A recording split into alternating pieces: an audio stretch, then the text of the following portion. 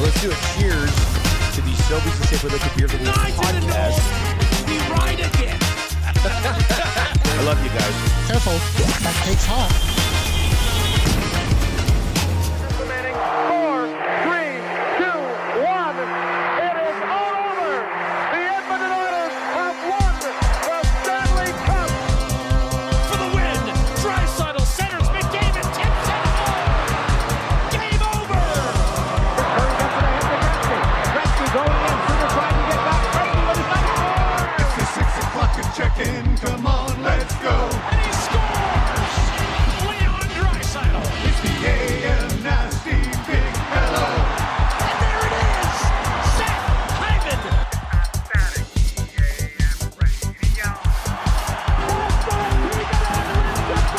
It's the Cool Red Hot Nielson Show. Let's go. The Oilers pouring it on. Ryan Nugent-Hopkins. Smith from behind the net, a wraparound. Horton scores. Horton scores. Edmonton wins. Everybody tune in, even my wife. And those Macramella intros are cutting like a knife. That is an absolutely pitifully bad call. Hey, it's Mitch texting in. He's your dealer for life. It is Marchand scores. Let's crack a 6 o'clock and lager with some sirloin. McDavid, beautiful move. What can you say? Let's see the Curry score. Here they come, the Oilers. It's dropped back for Buchberger. Shoots, scores! Buchberger! The Oilers win it!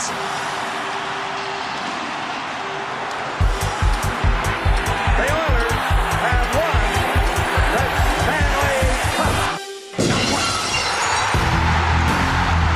Stanley Cup.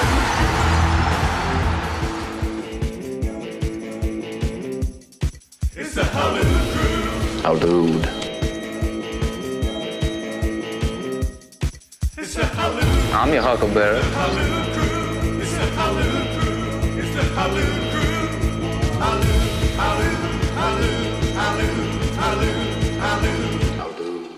It's the Halloo Crew. You tell them I'm coming, and hell's coming with me, you hear? It's the Halloo Hell's coming with me! That is a hell of a thing for you to say to me. It's the Halloo Crew. It's the Halloo Crew. It's the Halloo Crew. It's the Halloo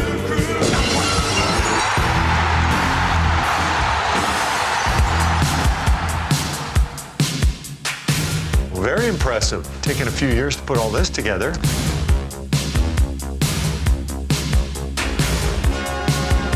It's not a one-year quest because it's so hard to get your hands on.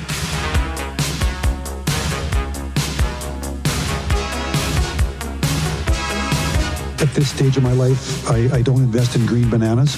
It's a lifetime quest. Just not sure if I'm going to be around long enough to see them ripen to be yellow.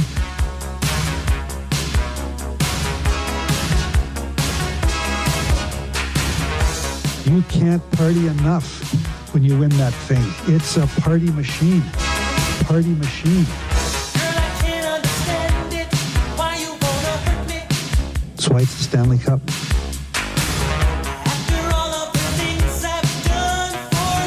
It's hard. It's hard.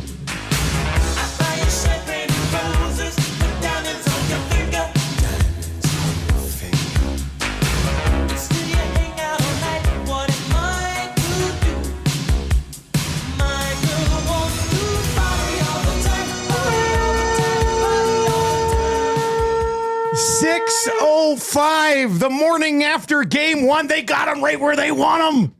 They got them right where they want them, baby. The gentleman's sweep is on. Oh, it's time for a gentleman's sweep.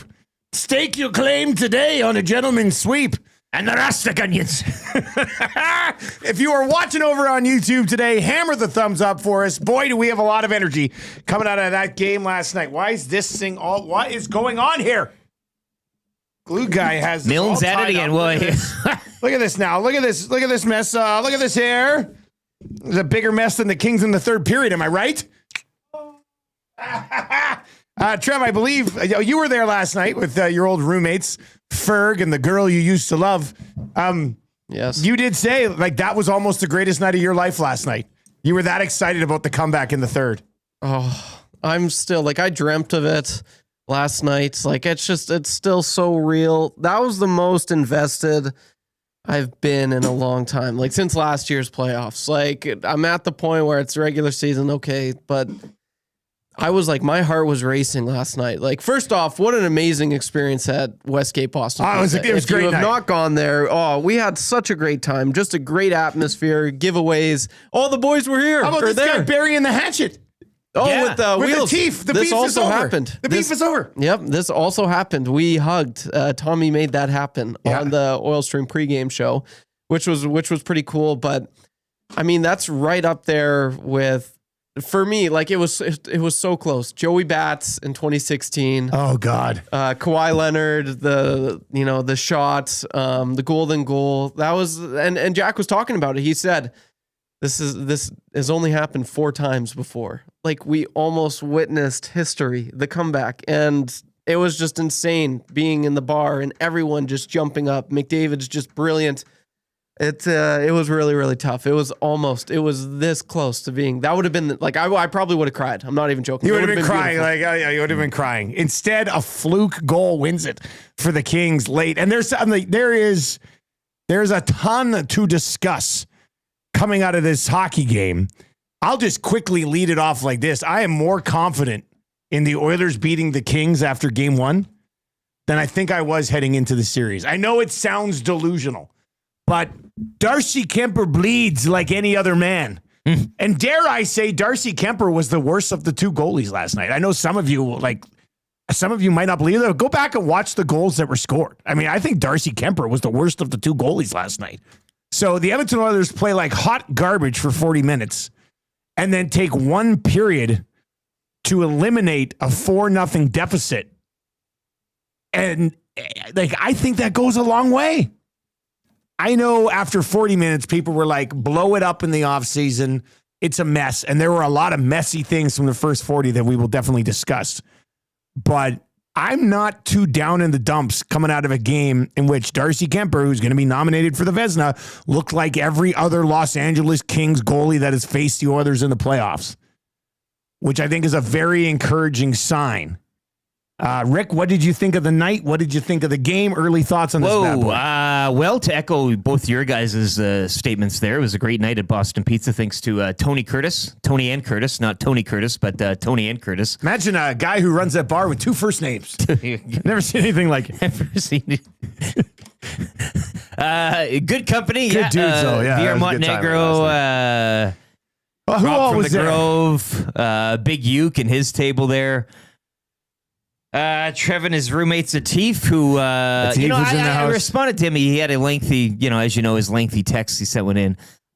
He better bring his A game though Wednesday, not that B game trash that he was rolling out there. Who, last Atif? night. Yeah, I wasn't really. He was drumming up as a big appearance last night, and it kind of fell a little short for me. But a good night at BP's, and of course Wednesday down at Hudson's Bourbon. Yeah, I mean It's amazing what, 20 minutes can kind of do. I mean, 40 minutes of that game last night was kind of, you can file 13, that one, where, but 97-29 can drag you into some stuff. Nuclear option to start game 2, hey, I would say. I mean, at this point, it's just like the option. It's just the option against the Kings. The Kings, we're good with it. Cannot stop McDavid and Draisaitl. I mean, to hell with everything. We've learned that over the last few years. We will spend the next 2 shows constructing the rest of the lineup, I guess.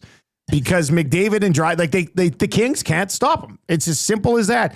And Knobloch couldn't help himself and went back to them when he probably shouldn't have gone back to them because they were bloody exhausted because they just Jack said they should have went for it. They carried him back into a hockey game. You had to go for it. They had him on the ropes there. You go for the kill shot. Yeah, but think of all the momentum you would have had going into overtime. I thought about it. The Kings are sitting there going, how did we piss away a 4-0 lead? I thought about it.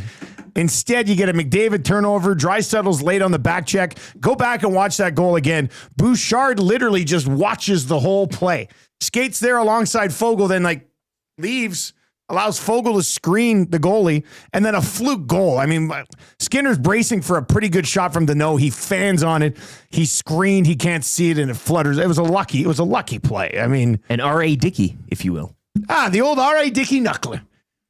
R.A. Dickey. What's that guy up to right now? Like, where's R.A. Dickey right now? From the Caymans training young knuckleballers out east? Or is he just sleeping one off? I mean, who knows where R.A. Dickey is right now? But a great reference. If you are watching over on YouTube today, it should be a huge likes day.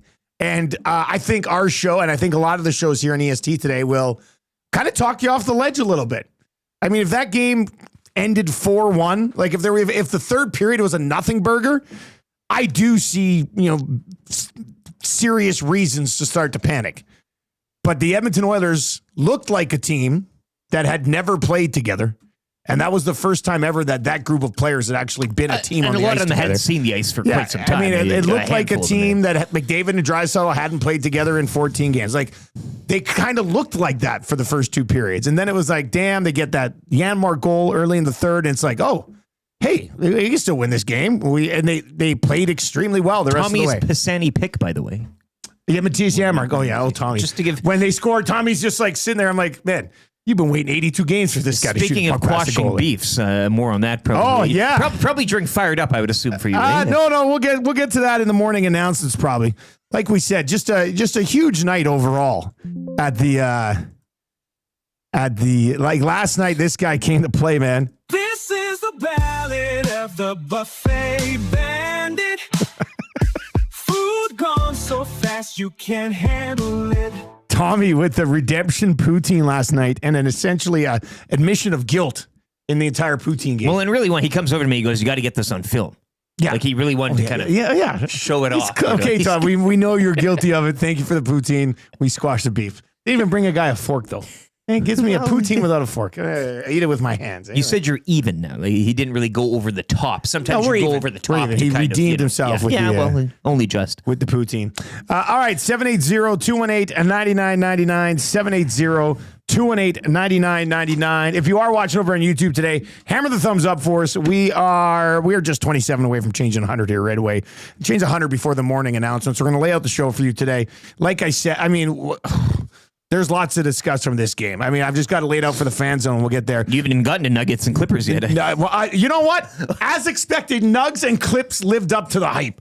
I did think briefly after the Oilers had tied it at 5, I was like, man, I wish Tony would flip on that. They never got it on foot. I was going to request it if that game got to overtime. I was going to be like, do you mind if we catch the end of the Clippers Nuggets game right now? Kawhi has dialed the clock back 5 years.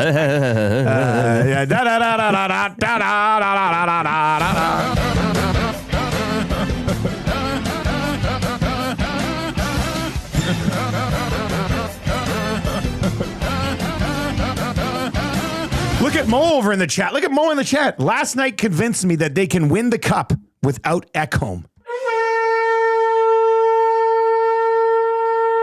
And that's coming off a game 1 loss. Yeah. You just get those minutes up for old JB there, and then they'll be cooking. Oh, Josh, that's one of the... I mean, we just have so many things to discuss. Let's lay out the show for you today. If you are watching, I like the Oilers' chances better today than I did yesterday, and they lost game 1. I mean, maybe I'm taking crazy pills here. Maybe I'm your classic homer guy. But like, if you were worried about Darcy Kemper, you no longer have to worry about Darcy Kemper. The Edmonton Oilers have already gotten to him. It took one game. I said to Trev today before running in the air, I said, there is no way McDavid and Draisaitl lose to Darcy Kemper. I just don't see a world where that happens. And some people say, well, it did happen last night. Let's just, I mean, give it, they were ramping back up. Let's see where it goes from here. Oilers in 6, which was my original prediction. I think I'm not backing off of that just yet. We said yesterday it's going to be a long series. Yeah, I think it will. After you saw what happened last night. Unless, of course, the gentleman's sweep comes into play.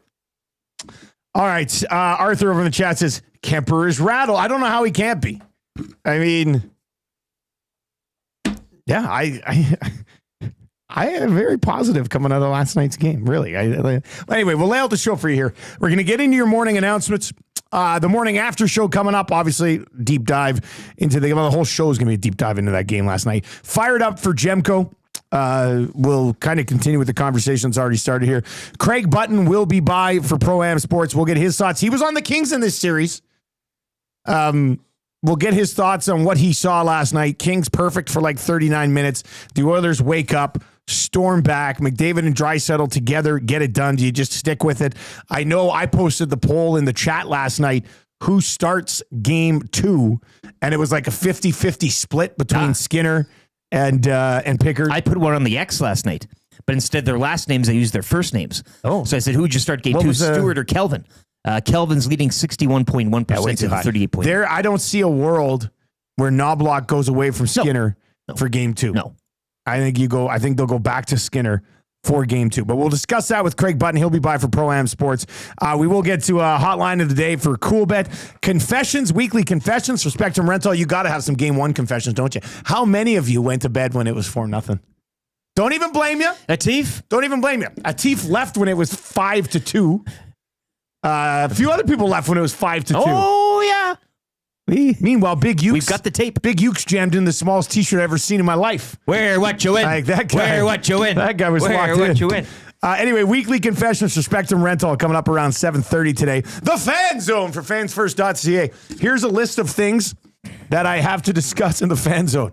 Not shooting enough early. Not physically engaged for the first 30 minutes. Josh Brown, why? ? Bouchard, awful. The Skinner conversation. 97 and 29 together moving forward. Knobloch going back to them after they had tied it late. And what about the challenge? We haven't even talked about the challenge yet. There's lots to discuss coming out of last night's hockey game, which is exciting. God, I love playoff time, man. This is fun stuff. Kind of easy trivia. 3 questions too many. Gager will help us break down the games of both Stuart Skinner and a struggling Darcy Kemper last night. 800. That's the save percentage for both guys. So we'll get into that. Marmot Basin Snow Report and the wrap for William Huff. Nielsen Show today and every day brought to you by South Fort Chevrolet. Drive a little, save a lot at South Fort Chev. Up to $8,000 on 2025 Silverado 1500s right now is what you can save. Or 0% financing OAC up to 72 months. Drive a little, save a lot at South Fort Chev. If you tell them EST sent you, they're going to give you an on-rim tire change for $59.95 plus tax. Also giving a huge discount on an inspection when you get your tires changed right now. So for more of these details, hop online, www.southfortchev.com. You can text us anytime. Of course, that will get you into the old PJ's inbox. Paris Jewelers inbox, flexible payment options. Do not pay for 1 year. You can find them at West Edmonton Mall, Kingsway, Londonderry, Sherwood Park Mall, St. Albert Center, and of course online at www.parisjewelers.com. And one of your text messages today, and there will be a lot that we have to sort through, but one of your text messages today will win the A&W text of the day. A&W, iconic, because the Teen Burger's iconic. Let's be honest, those bad boys go hand in hand right there. Try the legendary A&W Teen Burger today from Canada's original burger chain since 1956. All right, morning announcements for 100.3 The Bear, Edmonton's best rock, where Yukon and McCord are talking about Monday Night Raw this morning.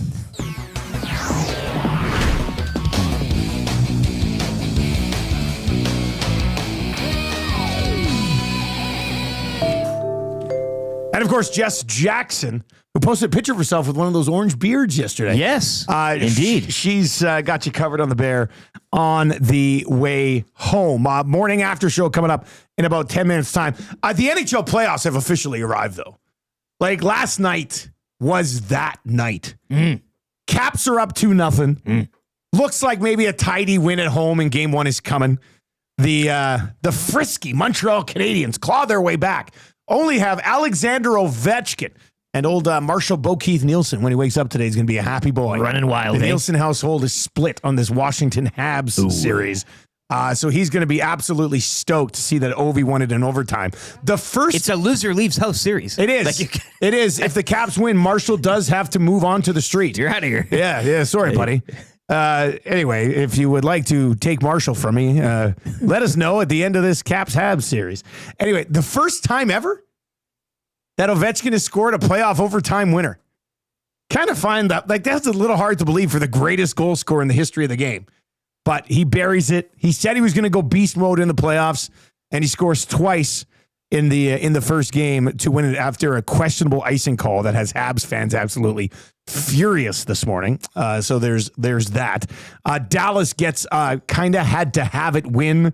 Did not want to go back to Colorado down 2-0. They win it in overtime as well. And then the Winnipeg Jets, TCB, baby, taking care of business at home. And they will have a 2-0 lead heading on the road. Also, I'd just like to point out NHL officiating is a gosh darn joke. Uh-oh. It's a gosh darn joke, Eric. People want to get you to the LTIR comments made last night. Oh, don't even get me started on this. Let's take it a level higher. If Matthew Tkachuk plays game 1, everything's a farce. Oh, the NHL, Gary Bettman. Ugh. Gary Bettman, congratulations. Revenue went up, just like everything else financially went up over the last 30 years. Congratulations, bud. Like, the NHL officiating it's a joke. Like the play on Wallman, the Wallman penalty, which I thought was, he cross-checks him. Right here in the chest. Deneau goes like this. Penalty. They give him a roughing call. And they're like, that type of stuff happens after every single whistle. Then on Twitter last night, somebody tweets at me, Gallagher taking a cross-check right to the mouth. No penalty in the Washington-Montreal game. What are we doing? It took one day of Oilers-Kings series for me to already realize that the officiating in the National Hockey League is truly in playoff form, and it's embarrassing. It's embarrassing. Like the Kulak hold early in the game. Yeah, you know what? Probably a hold. Little soft, but probably you could justify as a hold. But if that's a hold, every single time Connor McDavid's got a puck, there's a hold happening. Like, it's such a joke. It's such a joke. It's ridiculous. It's a horrible look for the league. And I hate it. If you're watching over on YouTube today, hammer the thumbs up for us. We're 11 away from changing 100. Let's go. This has got to be a 500-like day. The Edmonton Oilers got to Darcy Kemper in game 1. Everything's going to be okay. Hammer the thumbs up for us. Am I wrong on the officiating? I kind of lost it a bit early here on the officiating, but I mean, I just like the Hyman penalty. What are we doing? Like, you're coming from a position of surprise, it seems. I know. You said, the playoffs are here, and they are in true form. In every sense. I thought there were multiple penalties both ways that they didn't call. And then they're just calling garbage. It just doesn't make sense. And Wallman getting that penalty, how many times?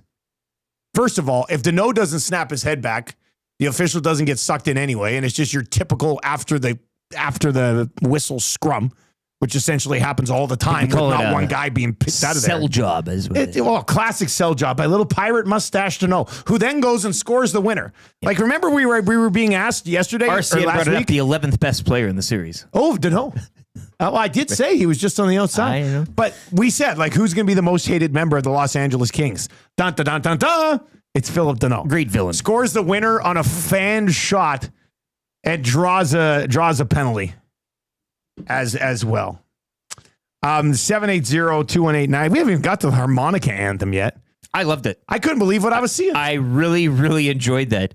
The Korean harmonica national, this is, when you're talking about Korean harmonica players, this is the best of the best. It has to be. No, well, it is. Yeah. This is the top grade. So it's not the same as the officiating last night. That was strange, though. I thought, Trev, what do you think of the harmonica anthem? Yeah, it was pretty. Exactly. I made fun of it. Like, if I am an Oilers fan, and if they came out and did that, I'd be like, "What the hell is going on here?" Yeah. I don't know. And even they panned through the Kings lineup, and some of the faces that they were making were like, "What is going on? Like, this is what we're doing for Game 1." I don't know. I wasn't for it, but I can see why people kind of like it, I guess, LT. It's hilarious. It's funny. It was hilarious. If they're going for it was hilarious. Lighten the mood. I mean, does Kissel play a harmonica? No. For game 3. That doesn't get the boys going. Let Rob Clark sing the bloody anthem, man. Yeah. Oh, well. All right, 780-218-9999, 780-218-9999, changing 100. Let's go. But we're not stopping there today. I mean, let's go. We should be changing 200 when he's done his update. All right, let's get to a few of your messages over in the chat. Of course, you can text us at 780-218-9999, 780-218-9999. Colton Hoppies says the biggest joke call of anything was in that Vegas, Minnesota debacle. I don't like Hartman at all, but when you're battling in the corner and give a few shots, you can't feed a guy lumber to the teeth. Danny T says the call on Hyman was trash. John says the reffing last night in the Jets game wasn't any better. Yeah, I mean, I can't believe it's a joke all over the place. Shaggy in St. Albert says totally getting me by surprise. Blaming the refs. A losing team looking for excuses. Dusty, look, did you hear me say they lost the game because of officiating, Shaggy? Two things can be true. The officiating can be lackluster, and the others can lose a game because they sucked for the first 39 minutes and then basically lost it because of a fluke goal. I mean, if that game goes to overtime, the others have all the momentum in the world. But don't you want to kill them? No. Then? I mean, no. The kill shot. McDavid and Draisaitl had accomplished the mission. You had drug your team back to a 5-5 game.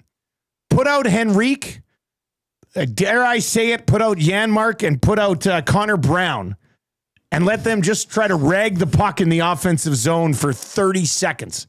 And that's basically going to kill off that hockey game. You go to the dressing room with the Los Angeles Kings walking on eggshells because they're like, oh my God, are we having one of the worst collapses in NHL playoff history? And the Edmonton Oilers are like, you know what? We'll throw McDavid and Draisaitl out for the first shift of overtime, probably win the hockey game.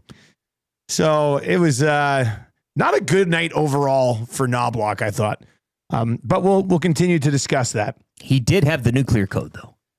I mean, Elizabeth could put those two guys together. Hey, come on. I mean, what are we doing It's here? cost people their jobs. Putting them together. Well, and in the end, it'll cost him his job, too. Yeah. All right, 780-218-9999.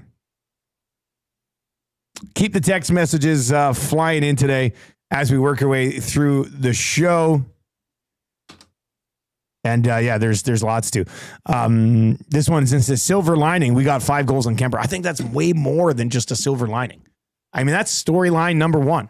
Kemper, human, despite great regular season behind Kings. If that doesn't give the others confidence rolling into to game number 2, I mean, I don't know what else would. What do you think of Will Ferrell's fit last night, hey? Disappointed. Yeah, I know. It wasn't really... Come on, man. Dress up like Buddy the Elf. They got the harmonicas out and he comes out with a jersey. Yeah. I mean, that guy should have pulled a flute out of his sleeve. Yes. Yes. They're doing harmonicas. They should have gone down and he could have been on the flute like an Anchorman. Overall, I was somewhat disappointed in the fit check for the funniest man in the history of the planet last night. Looked like a ghost late in the game. He's serious for the... Oh, yeah, he was looking scared. He was extremely pale. Will Ferrell was sweating like the dude on Airplane trying to land the plane last night in the third period. All right, we got the morning after show on the way next. And then we're going to get fired up for Gemco as well, Napoleon Products. That's all still to come on the show this morning. Hey, tell your friends about Edmonton Sports Talk. If you're listening on TuneIn or iHeart or at EdmontonSportsTalk.com, send them the link. Tell them how easy it is to hop on board. And if you're watching over on YouTube today, smash the thumbs up for us. We have to be through 200 by 7 o'clock. Easy peasy. And if you have not yet subbed to the channel, and there was a lot of people yesterday watching various shows throughout the day. Who was that famous guy that did what Eric did right now? He pointed at you. The American, remember the United States guy? Yeah, Abe Lincoln. Yeah. I thought it was Pauly Shore in the Army now. But I always get those two confused. You ever watch Braddock? No. Does that have Pauly Shore in it? No. Oh. Well, then I guess I'm not familiar with that one. All right. Well, the morning after show's on the way. Let's get to a sports update right now with LT.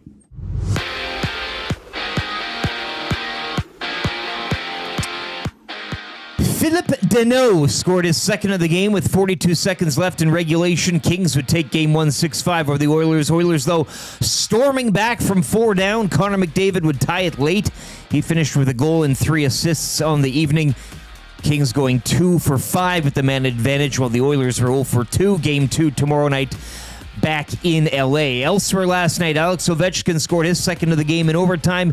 Caps take game 1 over the Habs 3-2. Kyle Connor with the game winner early in the third. Jets holding off the Blues 2-1 to take a 2-0 series lead. While Colin Blackwell scored at 17:46 of overtime. Stars over the Avs 4-3, evening that series at a game apiece. 4 games dot the schedule tonight, as Carolina will host New Jersey at 4, leading 1-0. Toronto also look to go 2 up on Ottawa. Puck drop 5:30. Game 1 between the Cats and Bolts tonight from Tampa. That goes at 6:30. And later tonight at 9, Golden Knights host the Minnesota Wild. Vegas leading 1-0. Kawhi Leonard, 39 points, as the Clippers even their series at Denver at a game apiece, 105-102. And how about the Detroit Pistons snapping a record 15-game playoff losing streak, 194 over the Knicks, evening that series at 1.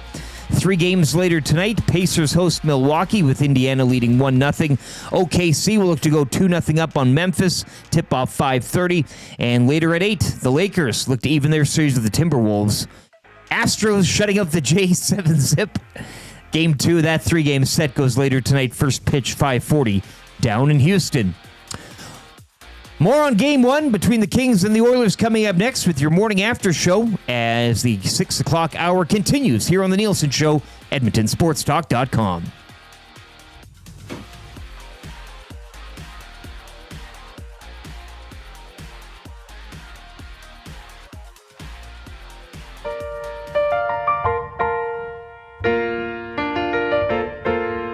Being a fan of the Oilers today takes everything you got. Taking a break from all your worries sure would help a lot. Wouldn't you like to have your say? It's a morning after show where we will talk about the game and let you know who you should blame. You want a show where you will know if the problems are still the same. You want a show every morning after the game. You want a show so people know if the problems are still the same. You want a show every morning after the game.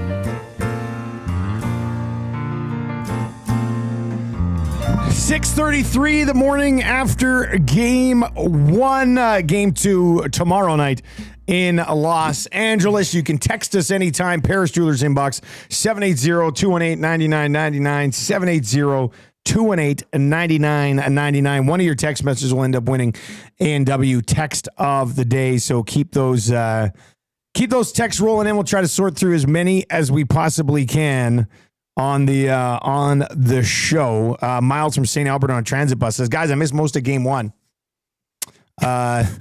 Well, thanks, man. Anyway, can Kane now play as the LTR bad look for Bettman over after Game 1? Yeah, I mean, the league is. Wait, where was this the last few years, Gary Bettman? You joke? Like, and I don't even know if I buy into it. Like, what happens with Matthew Tkachuk? Matthew Tkachuk did not play Game 82. Does he play Game 1 tonight? Are the Florida Panthers under scrutiny as well? And Elliot Friedman's in the know as anybody. I mean, he knows more than probably anybody around the league right now. And Elliot Friedman was basically alluding that the NHL sort of quietly reached out and was like, hey, guys, they can't play Game 1 if they didn't play Game 82. Now we're starting this? What are we doing here? I like how it's like a Can you imagine if this happened in the Canadian Football League? Whoa. A gentleman's agreement, though. Like, you can't play. What? Yeah. Well, no. I would say actually no. Yeah. According to the rules, Evander Kane can play Game 1. Do you have to not unless it's officially ruled? Like, anyway, it's a very bizarre situation. But I got eyes on Matthew Tkachuk tonight because, I mean, if he doesn't play Game 1, then obviously it is a thing and it's ridiculous. And if he does play Game 1, what was the thing for these other teams, but not the Florida Panthers? Well, you gotta grow the game down there. That's what. Yeah, that's what it is. So next time they win the cup, more than 40 people will show up at the celebration. Exactly. All right, so let's dive into this game. Game 1, a thriller. I mean, it looked like a dud, and then ended up being a thriller. The Los Angeles Kings 6-5. A late goal. My goodness, what a game last night. Kuzmenko, did he look good last night or what? Oh, man, Kuzmenko might be a problem here. Stout pickup. Scores, first period power play goal with Josh Brown watching. Byfield puts him up 2-0. Kempe, all alone in front, put him up 4-0. Turnover deep in that zone. One of Bouchard's 6 assists on the evening. Philip Deneau gets the 4th goal. Sweet dish from Bouchard in behind the net. Man, he was, Byfield got an assist on that. What about Bouch's assist? What about Bouch? It's like the Oilers almost won last night. Bouchard handed the Kings 2 goals last night. He controlled how the game went, in a sense. I mean, he was pulling all the strings. Well, yeah, he was getting a bunch of points because McDavid and Draisaitl went nuclear. Come on, let's just call it what it is. Draisaitl would make it 4-1 late in the second. Matthias Janmark, for the first time all season, shoots a puck past the goalie to make it 4-2. And that's the Stanley Cup playoffs. As Reed Wilkins pointed out last night on Twitter, has a 2-game playoff scoring streak going because he scored their only goal in Game 7 last year. Hot. Matthias Janmark is a playoff guy. What can we say? Kevin Fiala puts him up 5-2, and you're thinking, lights out. Then it's Corey Perry from McDavid. Hyman on just a ridiculous setup from Connor McDavid. Like in close quarters to get that around a sliding Doughty. Hyman buries. McDavid's ridiculous. And then Connor McDavid scores the game-tying goal on one that Kemper most certainly should have had. And then Philip Deneau with the floater flutters off of Skinner's shoulder and into the net with 42 seconds left. A lot of big moments in this hockey game last night. If you're watching on YouTube, chime in the chat. What was the biggest moment from this game last night? We're 50 likes away from changing 200. So hammer the thumbs up for us there. And of course, you can chime in at 780-218-9999. Play along in the morning after show. We're going to hear what Knobloch had to say. Knobloch last night on questions about Bouchard. Like just dodging as many as he Matrix. can. Yeah. That's right. He's Neo in the Matrix. He just goes right back. All right, big moment that happened. What's the biggest moment? You might go to the Phil Deneau goal to win it. The second one. I mean, how do you not? It's kind of, with so many things that happen in the game, I get it, but I also go to goal number 1 on the evening from Andrei Kuzmenko because I think D-Rock made an interesting point in the nasty chat, and I did see you, D-Rock, pointed out yesterday that, you know, what if the Oilers get that first goal? And I know it was 10 shots through 2, and it took them time to kind of get going, and a lot of players haven't played in a while and all those things, but you know, if they would have maybe got the first and maybe things change a bit and maybe the Kings now have to play from behind and maybe the Oilers then get a greasy, fluky second one and then it's a 2-goal. So playoffs is different than everything else than regular. All that, we don't need to go through that again. But I just maybe the start of the game and maybe if the Oilers did get the Kings a little bit on their heels early. Not saying that would absolve Bouchard giving the puck away or Josh Brown's minutes or Stuart Skinner kind of finding himself throughout the game or anything like that. But yeah, I think the easy answer this morning clearly is to go to Phil Deneau or even maybe the last couple of minutes. I mean, that was the moment of the game. But it is interesting to maybe look back and say, what if, the Oilers did open the scoring early and then get a fluky second one or things kind of bounce their way. So we'll see. But certainly a game that, again, going down. The big moment that happened should have been in overtime. And the game should have gotten to overtime. Got there, man. That's the thing. So, yeah, I mean, the big moment that happened was a fluke goal. I mean, Tim Wakefield.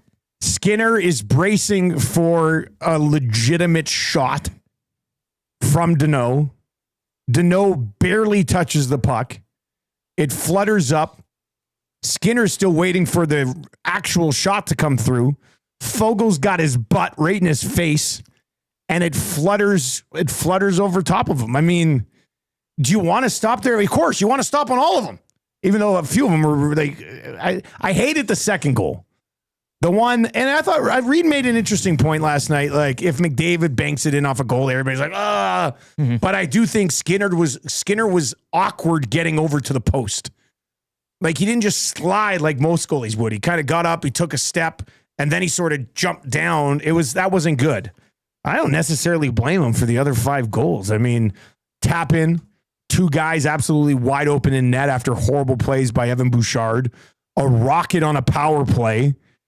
And then it was a fluke. I mean, it was a fluke goal. It just We talked about his lateral movement at times last night and how he's getting the 5-on-3. Made that nice He came up big on that 5-on-3, the Woolman chip over the glass. Yeah. I mean, that was a great stretch. I think, Trev, you said this earlier, man.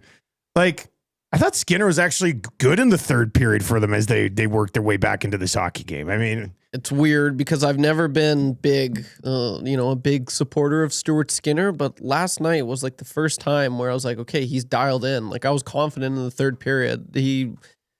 And I just knew, if one was going to get past him, it was going to be a stinker like that. And so that's why it's annoying. But like I was completely fine. I thought he looked really good. I don't fault, like you said, any of the goals really on him. They were just bad, just plays by Bouchard, so it's frustrating, but I don't think Stuart Skinner is at fault here, really. 780-218-9999. Raya over in the chat says, can Skinner not let in the first shot for once? But Raya, I mean, how's he what are you talking about? Did you see the Kuzmenko play on the first goal? Like, what are we doing here? Like, what goalie's going to make that save? That goal falls entirely, I thought, on Josh Brown. I mean, pick up the guy who's right next to you. So, yeah, I don't know, man. I'd go back to Skinner in game 2, and I think Knobloch will. But I know that people want a conversation if it's a gentleman's agreement and it's Pickard and Riddick. Let's go backups. Both Kemper and Skinner were trash. Well, yeah. But they weren't. I mean, I thought this sounds insane. Backups at 8. But I thought Skinner played better than Kemper last night. I know it's ridiculous. I know you probably think I'm drunk this morning. We have a rule around here. You can't drink until 7 a.m. Okay, so I am 100% sober when I have that take. I honestly, he made give me a list of good saves Kemper made. The one-timer on Draisaitl. What else? Well, people are just pissed. As Trev pointed out, it's situational with Skinner at times. I think that's where the anger comes from. You can do a lot of these things and then boom, you get slapped in the face. But what's the situation? What are we talking about here? Bouchard throws a puck right up the middle, back of the net. Bouchard is a weak ass turnover. Like, what do you situation? Like, what do you want him to do on those goals? Like, Adrian Kempe, there was nobody within 3 feet of him. He was wide open right in front. I mean, I think if Skinner plays the way he played last night, they win the series. And I know he let in 6 goals. I get it. It sounds insane, but I mean, and the big moment that we're still on the big moment that happened, that game-winning goal. I mean, Knobloch puts out a line that has to be exhausted because they basically played the last 4 minutes. McDavid, maybe from fatigue, maybe not, turns it over just inside the blue line. It gets played out. Bouchard still thinking that they're down by a goal is trying to keep it into the blue line instead of backpedaling and protecting, get to overtime. And then is basically a casual observer the rest of the play. And Draisaitl was 3 steps late in starting his back check. And then a fluke goal flutters over top of your goalie. Like, it's just absolute heartbreak. Like Boston Pizza, just silence. You're just like, oh my God, I can't believe the way that went down. But the phones went dead last night. The old pizza place. Yeah. It really did last night. All right, super stat of the game. What are you going with, buddy? What really jumps out the page? 800. Yeah, because it is for super. Kemper. It is, well, whatever. No, it's funny how those 2 goalies finished with the exact same save percentage last night because it really adds to that talk. So, yeah, 800. It's far from super, but for the purposes of last night and the conversation today, I think it is the stat that we're kind of looking at. Also, the 4 points from McDavid and, as mentioned earlier, 6 assists from Evan Bouchard. You're going to go with Josh Brown's ice time, aren't you? No, he played too much. It's been a hot take machine around here today. It was, special teams battle went to the Kings last night. The Oilers have owned special teams in these last head-to-head series. Mm-hmm. They put up the stat last night. Power play is ridiculous. Kings got 5 power plays last night, scored on 2 of them to 40% clip. That's what the Oilers have done to the Kings the last 3 years. Oil only had the 2 power plays, didn't get anything out of it. So special teams battle, super stat of the night, the Kings win it. Which I don't expect to happen most nights.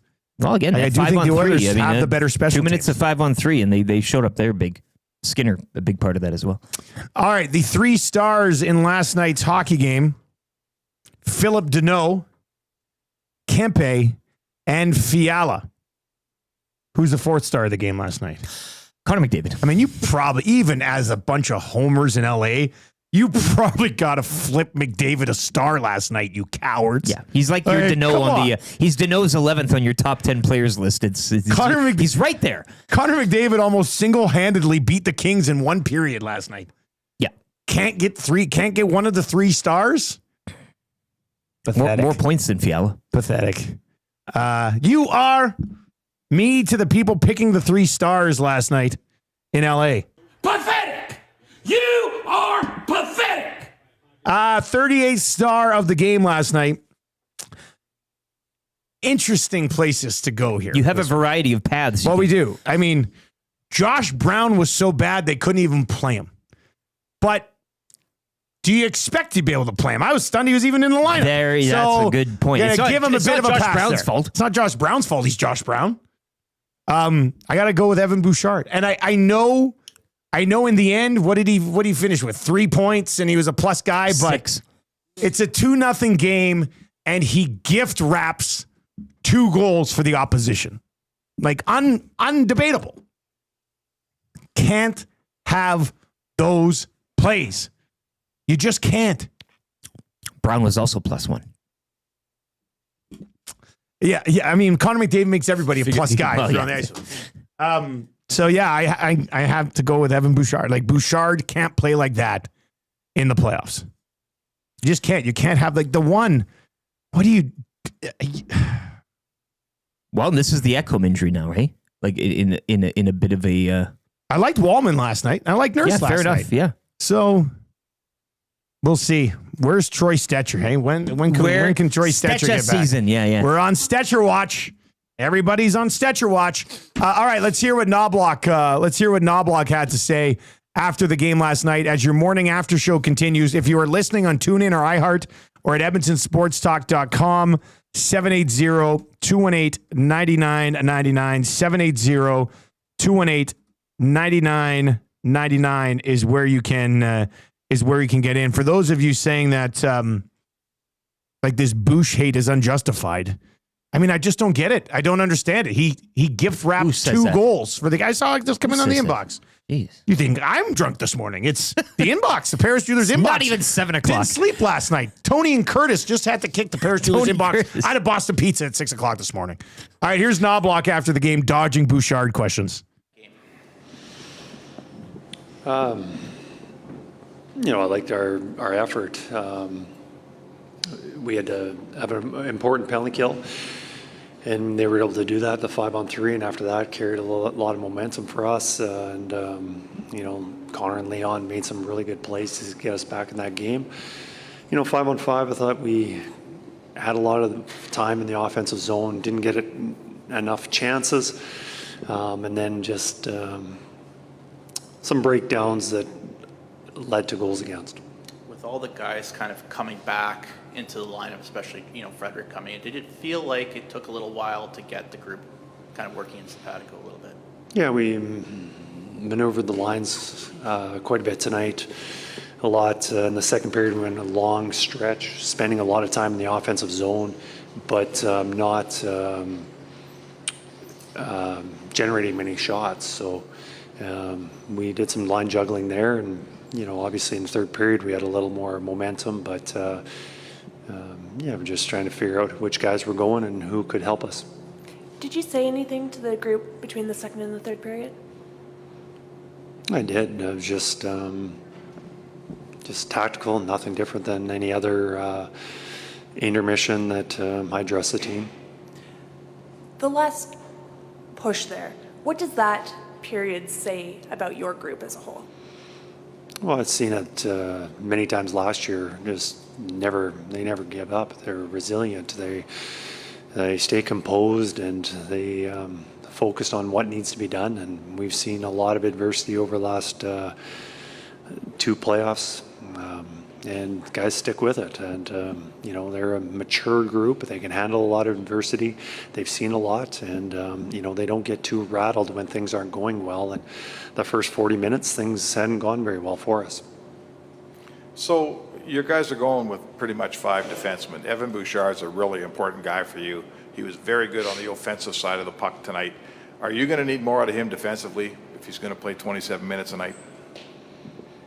I can't comment on that. I don't know the breakdowns. I saw Evan give us an excellent opportunity to win tonight. He made a lot of nice plays. Was his game perfect? I'm not sure anybody's game was perfect tonight. So, I think Evan's a very important part of our team. Obviously, if we're going to have success, especially when we're missing one of our key defensemen, all those, especially our top 4, really have to step up. Mm-hmm. Do you? All right, there you go. We didn't need to listen to anything after that. That was the one that I wanted to get to. Like, just say that he needs to be better. Just say right off the top, like, what's this? I can't comment on that. You're not aware that he threw a puck right up the middle on the 4th goal? Come on, man. I'm not fooling anybody. We all know what happened. Like, you're the coach, Chris. You're supposed to comment on that. He just, I know. I just thought that was such a lame answer. Very lame. Like, he's protecting his player. Well, but you're not. Everybody knows what happened in the hockey game. Do you need more from Evan Bouchard defensively if he's going to play 27 minutes a night? I can't comment on that. No, just say, yeah, we do need more from Bouchard. And you know what? We need more from some other guys too. There's your cop-out answer. But like, to just sit there and say you can't comment on if you need more from Bouchard defensively after he gift-wrapped 2 goals. What are we doing here? I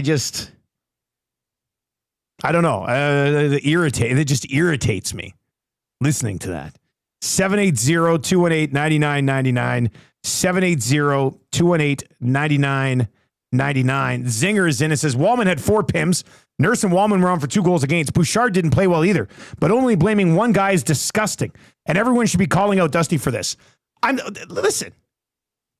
The entire team sucked for 40 minutes. I'm not calling out one guy. I'm pointing out the one guy who legitimately gift-wrapped 2 goals for the other team. It's a fact. It's just a fact. I'm not unfairly criticizing Evan Bouchard. Like, what are you talking about? Did you not see the 4th goal? Here's the puck. I'm behind the net. I'm going to throw it right in front. Back of the net. Boom. 4-0. The other one, this weak ass one, like this little 2-hand, I'll just bat it up here. Done. Then you go and trip over a teammate's stick behind the net. Like, come on, man. This guy needs to be way better. How is that unfair of me to say that? He's going to want $11 million in the offseason. You can't make plays like that and be an $11 million defenseman. Be irresponsible for the team to do that. Like, it's just, come on. What are we doing here? Let's get into Fired Up. Let's. Hey, this just in. We're already there. You promised NBA talk. Strummy's been waiting for it. And, I can't go there. I can't go there for Fired Up. As somebody says, guys, he had 3 points last night. Yeah, congratulations. You managed to get the puck to McDavid while he works some magic. I mean, no. What are we doing? Like, they were down 2-0, and Evan Bouchard made 2 plays that led to 2 goals, and they're down 4-0 in game 1 of a playoff series. End of story. Stop glazing him. Isn't that what they say? Stop glazing this guy for putting up a bunch of points for being on the ice when McDavid and Draisaitl go nuclear. I mean, what are we doing? My God. All right. Well, I guess we're already here. Fired Up for Gemco Fireplaces. Proudly serving Edmonton area for 45 years, the authorized dealer for Napoleon fireplaces. Whether it's gas or wood burning, look no further than Canadian-made Napoleon fireplaces. All the Napoleon products you need are available at Gemco, 9281 50th Street. And if you want something else about Bouchard, I'll just say it. I know where we're going. We're talking contract, right? No. Actually, my Fired Up was supposed to be a positive, and I'm going to get to it. Oh, wow. Okay. But on the game-winning goal, just go watch what he does on the game-winning goal.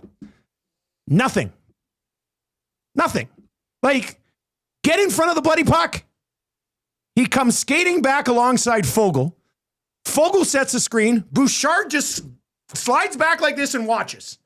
That's it. Like, what are we doing? And now there's more people to blame on that goal too. But just watch it. A nothing burger on the game winner. trying to maintain a tied game.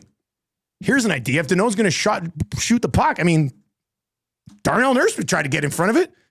You separate back and just allow Fogle to set a clean screen. It's unacceptable. Like he has to be better than he was last night. Changing 200. Matthew Duncan says, Dusty, once again, the worst takes possible. 3 assists plus 1. I'm saying he doesn't need the 3 assists and the plus 1 if he doesn't give up the 3rd and 4th goals. 100% on him. Like, how is this okay? Like, I don't get it. I saw somebody last night in the chat blaming Skinner for all 6. 3 secondary assists.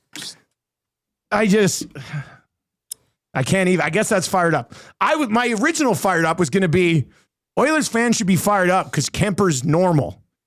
There's nothing special about Darcy Kemper. He collapsed in the 3rd period of the hockey game last night. You should be fired up because that's why you're going to win this series. McDavid and Draisaitl will not be stopped by Darcy Kemper. It's as simple as that. That's why you should be fired up today. That's why you should be fired up. Right? Is that not? Sure. System goalie. What did we talk? That system goalie thing's really funny. Well, we say it in football, right? And that's kind of where I go back with Skinner with a situational thing. I mean, you can blame quarterbacks for a lot of things that go on, but it does take a village in certain plays that lead to. Now he's the guy holding the ball. Skinner's ultimately the guy in the crease. Same with Kemper. So I think for a team that likes to pride itself on locking things down like the Kings do, to see a late charge there and to put those goals past them, it's got to be encouraging. That's something you build off. It's game 1. It's supposed to be a long series. You came in here saying for the past couple of weeks, it's a pick'em. That was a pick'em game 1. Everybody we've previewed this series with for the last 10 days has said, the Kings pretty good team. The difference this year is they've got Darcy Kemper.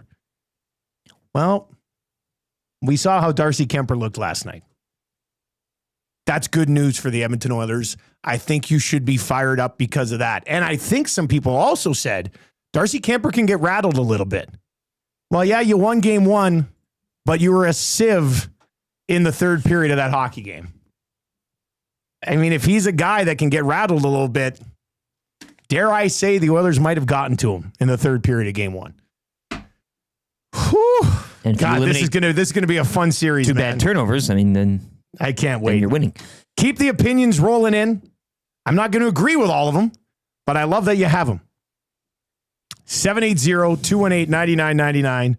780-218-9999. Easy E says, Bouchard needs to block shots, but the goalie doesn't. Is that what Dusty's telling us? I'm telling you, try to do it. Don't just sit back and watch the game winner, which is what happened. Engage with somebody. Refused to do it last night. He had 3 secondary assists for the Oilers, 2 primary assists for the Kings. Yes. Unacceptable. Yeah. Just is. All right. On the way next, Crag Button will join us. What does the 3rd period mean moving forward in this series? Should Knobloch start McDavid and Draisaitl together next game? And if he does, who do you put with him? It's probably Hyman. God. But you could go Corey Perry and put Hyman maybe with, I don't know, like Nuge and Kane maybe? The rest don't matter. It's just who goes with the 2. Who plays? The rest. Who gets to play 30 minutes with McDavid and Draisaitl in game 2? Yeah. We'll take a look at everything else happening around the league. If you are watching over on YouTube today, Changing 200. Changing 200. This has got to be a 500, 600 like show. So if you're watching over on YouTube today, and if you like passion, hey, hammer the thumbs up for us. It would be greatly appreciated. Fired Up continues with Crag Button, I'm sure. Right? All right. 780-218-9999. Coming up next, Crag Button for Pro-Am Sports Weekly Confessions, the Fan Zone for fansfirst.ca. We've already talked about a few of the things I wanted to get to, but there's a lot more Nuggets, still to Clippers, dive into. Nuggets, Clippers. Eric, Pistons. You're crying aloud. Your love of the NBA Strummy's been waiting for it all morning. It's misplaced today. It's misplaced. Did you see that dive by Jokic? I thought LeBron was the only guy who flopped. Whoa, that's strange, isn't it? It's 6 o'clock hour, everybody. It was so much fun. All right. Crag Button on the way. We are in one today. Let's get to the sports update for Nisky Glass.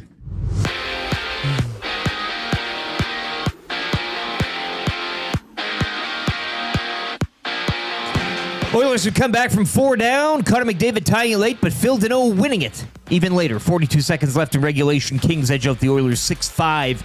McDavid finished the night with a goal and 3 assists, while the Kings' power play went 2 for 5. Oilers 0 for 2. Game 2 tomorrow night back in L.A. Elsewhere last night, Kyle Connor with the game winner early in the third as the Jets would hold off the Blues 2-1. They lead that series 2-zip. Colin Blackwell scored 17:46 of overtime. Stars over the Avs 4-3, evening that series at 1. And Alex Ovechkin scoring his second of the game in overtime as the Capitals take game 1 over the Canadiens 3-2. 4 games tonight. Devils in Carolina with the Hurricanes sporting a 1-0 series lead. That gets going at 4. Later at 5:30, it's the Leafs and the Sens. Toronto up 1-0. Game 1 between the Panthers and Lightning goes at 6:30 down in Tampa. And the nightcap, 9 o'clock, Vegas hosting Minnesota with the Golden Knights up 1-0.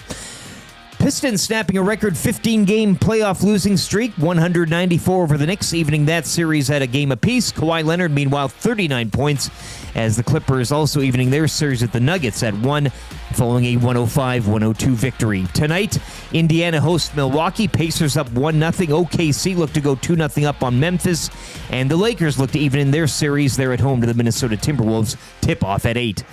Astros shutting up the Blue Jays 7-zip last night. Game 2 of that 3-game series goes later tonight. First pitch, 5:40. If you've been thinking about new windows and doors, replacing those grimy sealed units, getting that torn-up screen repaired, or making sure your patio doors and windows are working properly, Nisku Glass is here to help. We can also get that chipped and cracked windshield changed and spruced up with a new set of wipers and water-repellent coating. Call us today to get booked for a free estimate and assessment. And remember to mention EST to receive a 10% discount on all residential, commercial, and automotive glass purchases. We won't just meet your glass needs, we'll shatter them at Nisku Glass.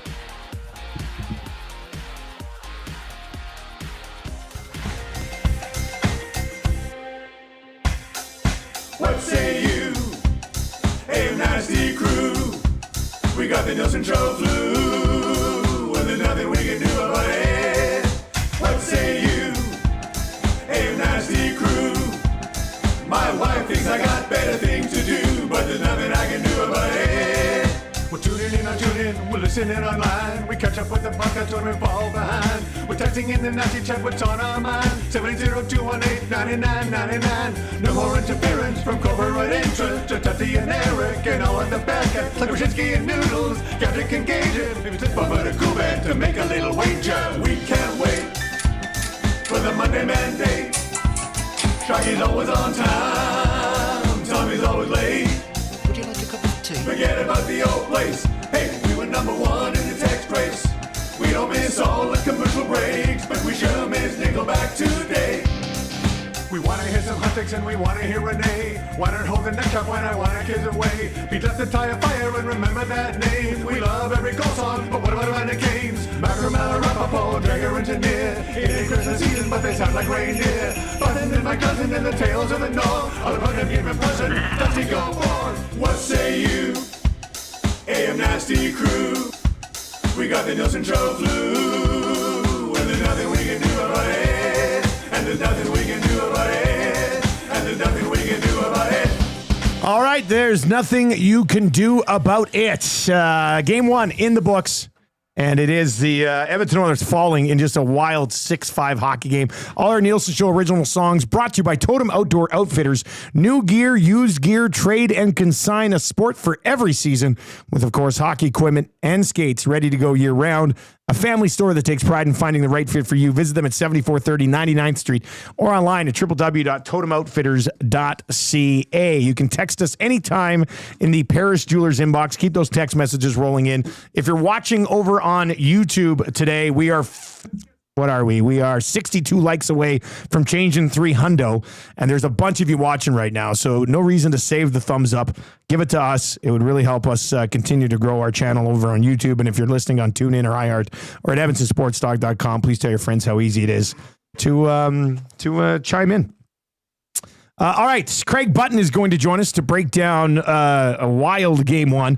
Brought to you by Pro-Am Sports, your locally owned sports memorabilia and apparel specialist. Let Pro-Am help you with your team fundraiser with no-risk auction and raffle items. It's exactly what it sounds like. Visit them in store for all the details. on the No Risk. Located in Edmonton at the corner of St. Albert Trail, 128th Ave, or online at proamsports.ca. All right, let's bring in Crag Button today. Once again, if you're watching on YouTube, please subscribe to the channel. All right, Craig, I don't even know where to start, so I'm going to apologize for the generic question, but what's your big takeaway from Game 1 between the Oilers and Kings? McDavid is unstoppable. You know, like he comes out wearing number 97 every single time he jumps on the ice. He has McDavid right on the back of his jersey, and everybody in the building and everybody on the LA Kings knows it, and they can't do anything about it. Like, you've heard me say this, like, and it sounds, I guess, funny, but like, people ask me, why would you bet against McDavid and Draisaitl? So I'm not betting against McDavid and Draisaitl, but I'm betting against the Oilers. But last night is a perfect example of why you don't bet against McDavid and Draisaitl. And by extension, you know, why the Oilers benefit from those two guys. I mean, what did they have? Well, they had 8 shots through 39 and a half minutes in the game? Yeah, they had 2 shots for the majority of the second period. And then they go, and then McDavid takes it to a whole other level. McDavid takes it to a level that makes him unstoppable. Like those 2 plays that he made in the third period, the first play to Perry, the other play to Zach Hyman, like, I don't know how many players could make, well, I do know how many players, very few could make that play with nobody on the ice.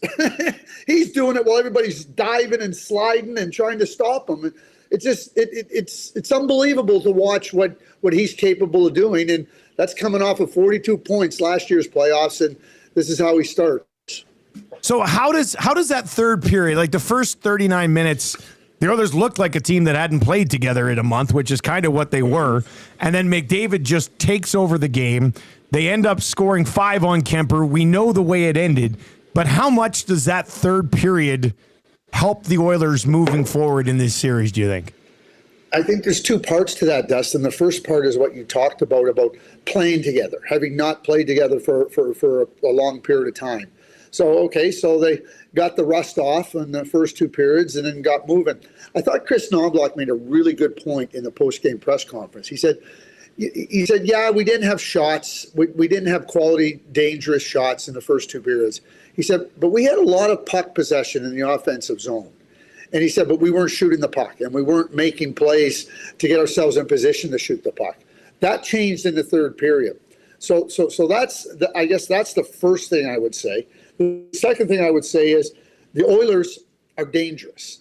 I felt at the outset of this series that as good as LA was defensively, they were going to have to find a way to extend their leads if they got leads. Because if the game's close, it swings in Edmonton's favor because McDavid and Draisaitl in the snap of a finger can put it in their favor. If the Kings don't get 4-0 lead, they lose that game. So now, how do the Kings adjust for that? I mean, there was only one focus for Jim Hiller today and the LA Kings and tomorrow. How do we stop McDavid? What can we do against McDavid? And he's one in a long line of coaches that work really hard at that, and there's no template because Connor McDavid doesn't give you a template. That's what's frightening for the LA Kings, that they can play such a good game for 2 periods, find a way to win the game, and come out of it not feeling very good. Because there's no way they're feeling very good after watching that play by Connor McDavid. And Draisaitl kind of, gets lost, but he was brilliant too. Yeah, in a collection of guys, him, Hyman, not playing in some time, so it's going to take a while. I wanted your thoughts, Craig. A classic Jekyll and Hyde performance from one Evan Bouchard last night. 3 secondary assists on Oilers goals, but 2 bad turnovers, which again, in a tight 1-goal game like this, is ultimately a difference. Chris Knobloch kind of avoided a question posed to him on the podium as to where he thought his defensive responsibilities should be. What did you make of his game overall? The good, the bad, and the ugly? Can I correct your headline? 3 secondary assists for the Oilers, 2 primary assists for the Kings. Yes. That's exactly what I said 10 minutes ago. Did you say that? Yeah. I should have tuned in. Sorry. No, that's exact. But hey, great minds, Craig. Great minds. there's no question, and also the looks that go with it too. So it's there's a lot of people that are jealous out there, Dustin. Let's not brag.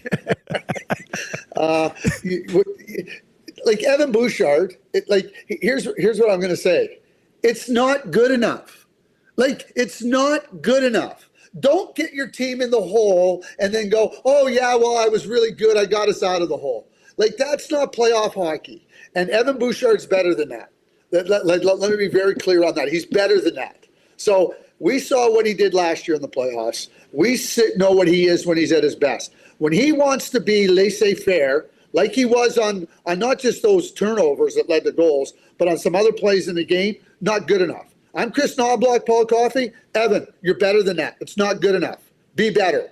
That's my message to Evan Bouchard. Because I don't care if he had 3 assists after the... Don't get us in the hole. Crag Button with us on the show this morning. Last night on the post-game show, there was a poll of who fans wanted to start in Game 2, and it essentially was a 50-50 split last time I saw it, which was around 12-15 last night. I don't think Knobloch will go away from Skinner for Game 2. But your thoughts on Skinner's game last night, and is there a chance that they might go to Pickard?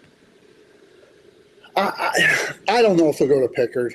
Listen, I'm no goalie hugger, okay? And I'll sit down, and I'm not going to make excuses for goaltending, but I didn't think Stuart Skinner was a problem last night for the Edmonton Oilers. I don't think that you can look at his game. Yeah, you look at the 6 up on the board and you go, oh my God. But when you go back and look at the goals, I mean, I think it's really hard to sit down and say Stuart Skinner was our pitfall. But that being said, sometimes to try to get the attention of your team and try to get them to tighten up defensively and not be loose might be rationale for putting Pickard in there. That just gets everybody to say, hey, you know what? He's going to be the guy. Let's protect him. We saw that last year when he went in versus Vancouver. And maybe that's what they need in a Game 2, is just a little bit more focus and attention to playing defense. And sometimes that's why you put in your secondary goaltender. And make no mistake about it from my position. I think that Pickard is the number 2 goalie, clear cut. I think he is the secondary goal. That doesn't mean you can't use him. And that's my rationale for potentially using him in a Game 2. But I don't think Skinner was the downfall of the Edmonton Oilers last night. Craig, we talked about McDavid and Draisaitl in the third and what they were able to do. If you're Knobloch, do you just go with those guys to start Game 2, considering how important it is, and if you have to run them heavy, you run them heavy? Well, what I would say, Dustin, is one thing that Chris knows, and I think we all know. We asked the question, should they run them heavy? Those guys can run heavy. Everybody knows they can run heavy, right? You got a day off today. You play tomorrow. You got another day off. Yeah, the playoffs are hard, but these guys are unbelievable. What I would call have the unbelievable ability to carry a heavy workload, and they show it time and time again. I think that Chris Knobloch knows, as do the LA Kings, that when they're out there together, that they disrupt everything. They take the best defensive plans and they shred them. Like any shredding company would be proud of the way McDavid and Draisaitl shred defenses. And so, I'm not hesitant to, because they're not guys that are looking to not play. They want more. They want more. They are the definition of thoroughbreds. They want to run. So I'm running with them. What I'd be trying to do if I was Chris Knobloch is trying to figure out a way to is there a way for me to get them oxygen packs in their uniform that just allows me to play them 45 minutes a game? You know what? With technology nowadays, we can't be far from that. If it would be allowed, sports in the National Hockey League. Would that be cheating? Yeah. Would that be cheating? Is that a banned substance? Oxygen? Oxygen, just more oxygen. Crag Button with us. Craig, we got to take a quick look around the rest of the league. The Montreal Canadiens down 2-0, force overtime, and then Ovi with the dagger, his second of the night. I mean, if you're the Habs, where are you at coming out of that one? Like, you managed to go back, you forced overtime, but in the end, heartbreak at the hands of the GOAT. Well, and it was heartbreak. So I think there's some similarities between Montreal and Edmonton with respect to the first two periods were not kind to those two teams. But the third period, so if you're Chris Knobloch and you're Marty St. Louis, hey, let's do more of what we did in the third period. Let's make sure we start the game like that. The Winnipeg Jets in game one didn't have a great first two periods. Their third period was outstanding, as it was in game two versus St. Louis. And their whole game was outstanding in game two versus St. Louis. That's the Jets. So Marty St. Louis, Chris Knobloch, they have to like what happened in the third period. And I can understand what you talked about Edmonton. Haven't played together essentially for a month, that group. The Montreal Canadiens young group playing in the playoffs for the first time.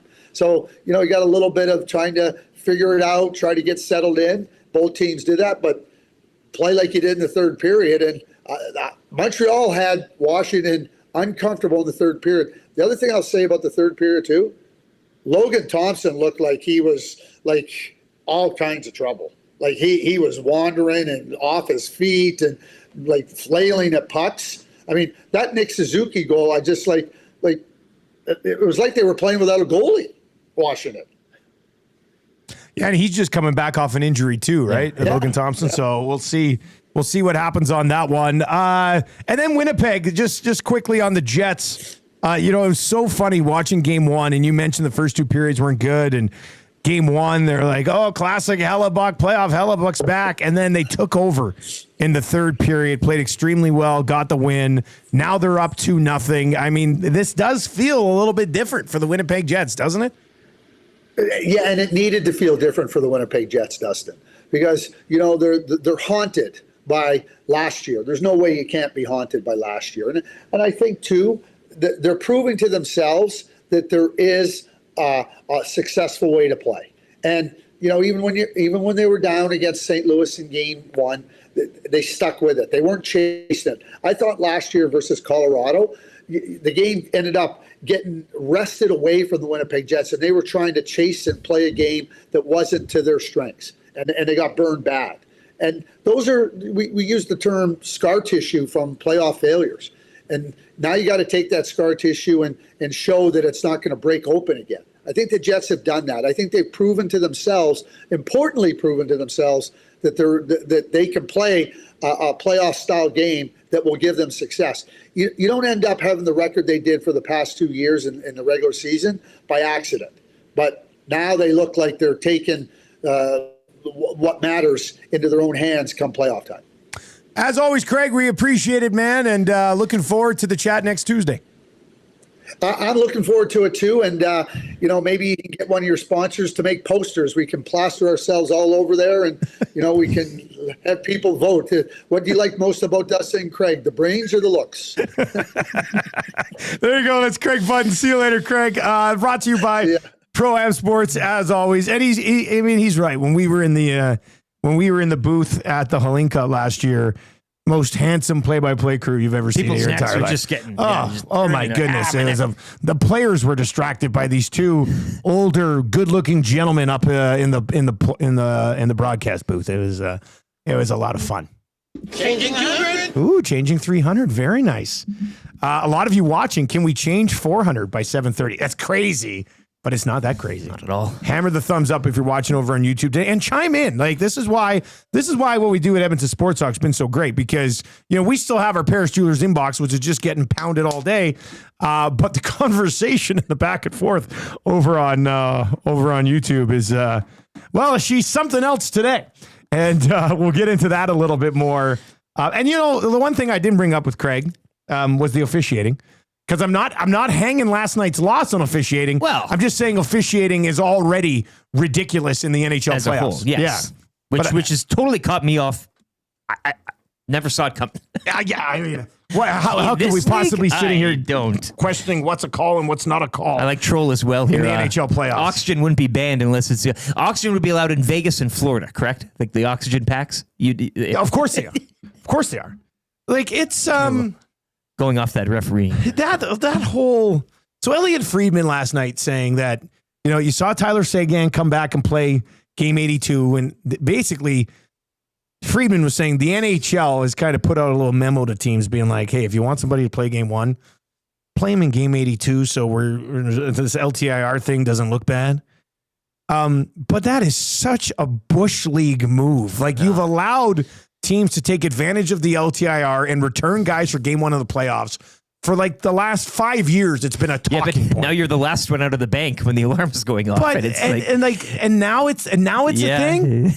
Like, and you have to do it with like an under the radar. Like, hey guys, it's not a great look. Like, that's not. Come a good on, look. That's not a good look. Like, the under the radar stuff is kind of sack up and put some sort of official rule out there. Yeah. Like, you are, if the NHL has reached out and said, guys, think about how Bush League this is. Yeah.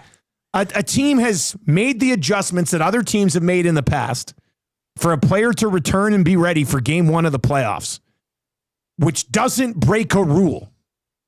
If the league office is actually reaching out to these teams and being like, hey guys, like, we'd really like if you didn't do that. I want to swear so bad right now, but it's BS. But why would you accept it? Like, that's BS. And the team should say, hey, Gary. Yeah, well, really. Take that. Like, we're going to handle our lineup like we should be allowed to handle our lineup. So that's why, like, Elliot Friedman has to be right. Elliot's accurate on like everything. But the fact that this is a thing in the National Hockey League is a joke. Guys, it logistically doesn't look good if somebody doesn't. What are we talking about here? Your league's, it's a pathetic move. We've been saying it doesn't look good for some time. Like, they're finally listening, but all at the wrong moment. Yeah, like RCN says, they can't change the rule without the PA agreeing. Well, that's fine. Then you go by the current rules. And if somebody doesn't play in game 82, it doesn't matter. They can play in game 1. Like, this, it's such a ridiculous look. Yeah. And then we'll see what happens with Tkachuk. Because Tkachuk didn't play game 82. Does he sit out game 1? And if he does, then you're like, man, the league actually did do this little sort of, and you're like, it's so sad. And if he doesn't, and other guys have, then you're like, well, Florida's just like, sorry, Gary, we're gonna put our best team on the ice. So either way, like we always say around here, if you're like new, if you're watching the show for the first time, we're huge CFL guys. Like, if something like this happened in the CFL, people are like, that's why the CFL's dying. Oh, like, come Bush on. League. Just realize that the NHL is a pathetic joke come playoff time as well. All right, 780-218-9999. 780-218-9999 is where you can chime in. It is the Paris Jewelers inbox. One of your text messages will win the text of the day. How about this one? Maybe as simple as doesn't sign text guy Gary. That's silly goose. Gary, and come on, man. Even I'm not going to go that far. He's calling Gary Bettman doesn't sign text guys. Calling Gary Bettman a silly goose. Yeah, but I think it's justified today to be calling the commissioner, based on everything you said, a silly goose. I mean, just say SG. People know. I mean, there's kids listening this morning. It's the playoffs, man. It's kind of crazy. Dropping SGs after game 1. Somebody's throwing out silly geese. I don't know where that kind of... We'll get to more of your text messages. Let's dive into our Coolbet hotline of the day. If you've not yet signed up for an account at Coolbet, use the code LOCKSHOP when you do, and you'll get a 100% deposit bonus on your initial deposit up to $200. You know what? Back to LA tonight? There's only... I don't know what to do with that game tonight. We should stream me on the YouTube channel just watching the Lakers game tonight. I'd watch Lakers by and myself, Big Uke watching the Oilers. By myself. Sure. Just sitting there in my basement, either what do they say? A pig in mud or just becoming completely unraveled. I couldn't do it. I can't handle it. I'm all of you guys, all you Oilers fans from last night. Can't do it. But no, I'm not. Well, let's see. Let's just take a look at the number. Where are we at here? Lakers 5.5-point favorites, -233. What do we got for player points? Just briefly, I'm curious what they have for Austin Reeves tonight. Over 18.5. He needs a bounce back. What's Luka's number at?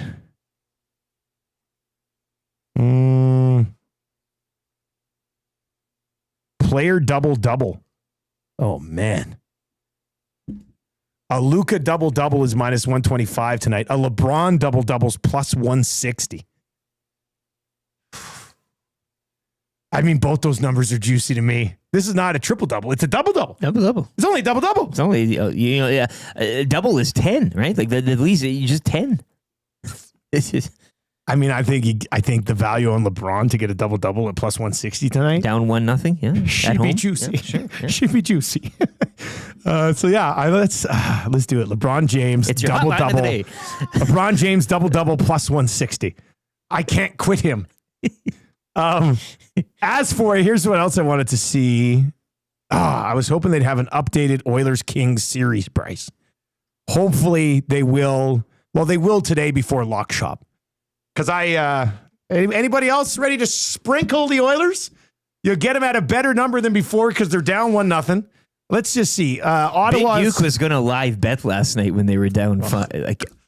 Big Uke would have passed out if he live bet them down 4-0, and then they ended up finishing the job. We would have had to call an ambulance for Big Uke last night. Like Ottawa's current series price is plus 340. Minnesota down 1-0 plus 420. The Devils down 1-0 plus 475. I'm assuming the Oilers series price will probably be somewhere in that 250 to 275 range, which I suggest sprinkling because as I said right off the top of the show today, I'm more confident in the Oilers beating the Kings this morning than I was yesterday morning. Sounds crazy, but I think it's the truth. As Crag Button said, Craig, what's sort of the big takeaway from last night's game? Connor McDavid is unstoppable. And I think Oilers fans should take that to heart here and be pretty excited about what they might be rolling out with Connor here for Game 2. We are just 46 likes away from changing for Hundo before he's done the sports update, which has not happened since last year's playoffs. Let's do it. If you are watching on YouTube today, hammer the thumbs up for us. And if you're listening over on TuneIn or iHeart or at EdmontonSportsTalk.com, why not slide over? Just open up the YouTube app and give your boys a thumbs up. Jen says, it's okay, Big Uke. I did live bet the Oilers last night at plus 1250. That might have been when they were down. When they were down probably by 2. That's probably a 4-2 price. Jen, hey, am I wrong? It might be plus. Jen, stay cool, bet responsibly. Yeah, just stay Jen cool and bet responsibly. All right, we got weekly confessions coming up. You must have some Game 1 confessions. I got a whopper. Do you really? Yeah. Oh, okay. Well, this is exciting. I'm excited now. This is great. And then the fan zone for fansfirst.ca.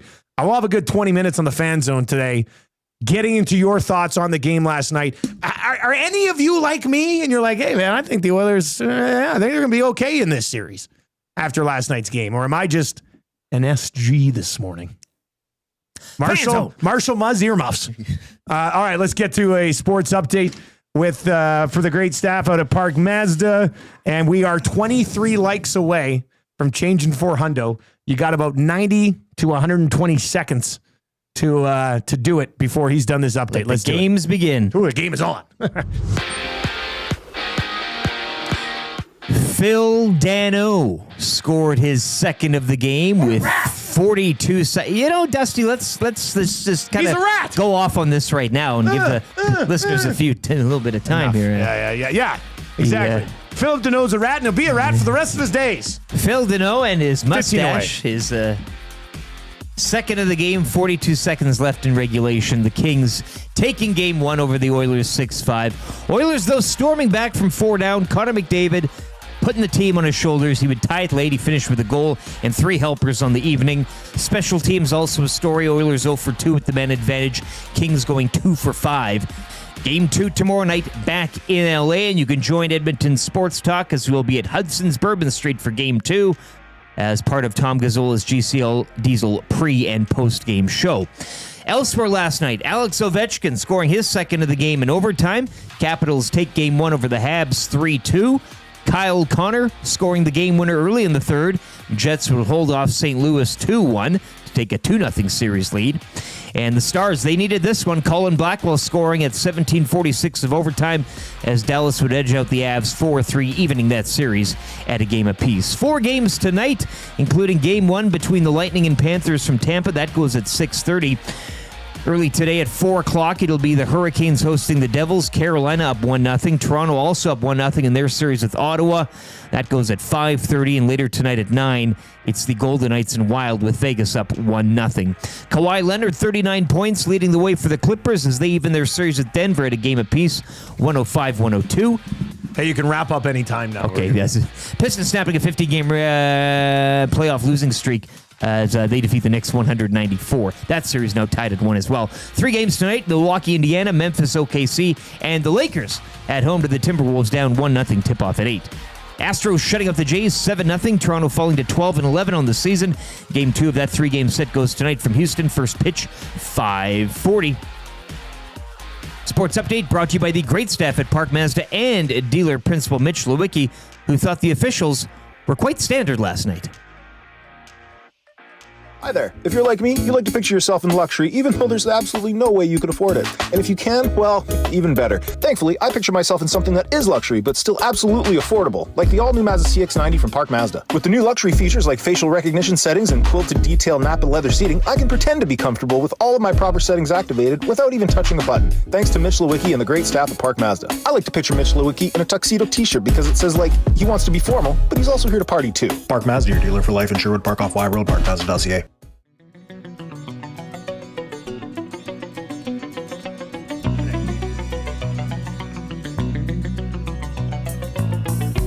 I am a Zach High man with the Leafs I used to ride, with Austin Matthews by my side. I scored a couple and I had a little fun. Signed with the Oilers in July of 21. The Leafs let me walk because they thought I had no soul. Now I'm over 50 goals. I'm the dangler from way across the other side, where Beamers and Audis are supplied. 3rd overall in the draft 2014. Got a one-timer like the game has never seen. Bottom of the circle is the place where I get set. It's going in the net. I'm Nugent Hopkins. I was born in 93. All the way from Burnaby. Played some junior for Red Deer and had a ball. Signed with the Oilers when I went 1st overall. My 2A game, they said, is totally complete. The best in the league. The best in the league. The league. The league. The league.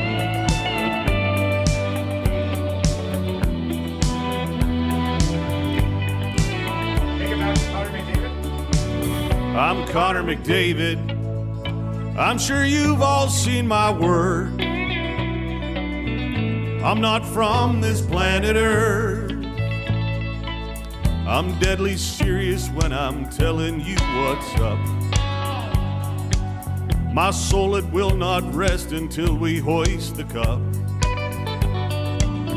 Do what it takes through all the struggle and the pain, till just the oil remains.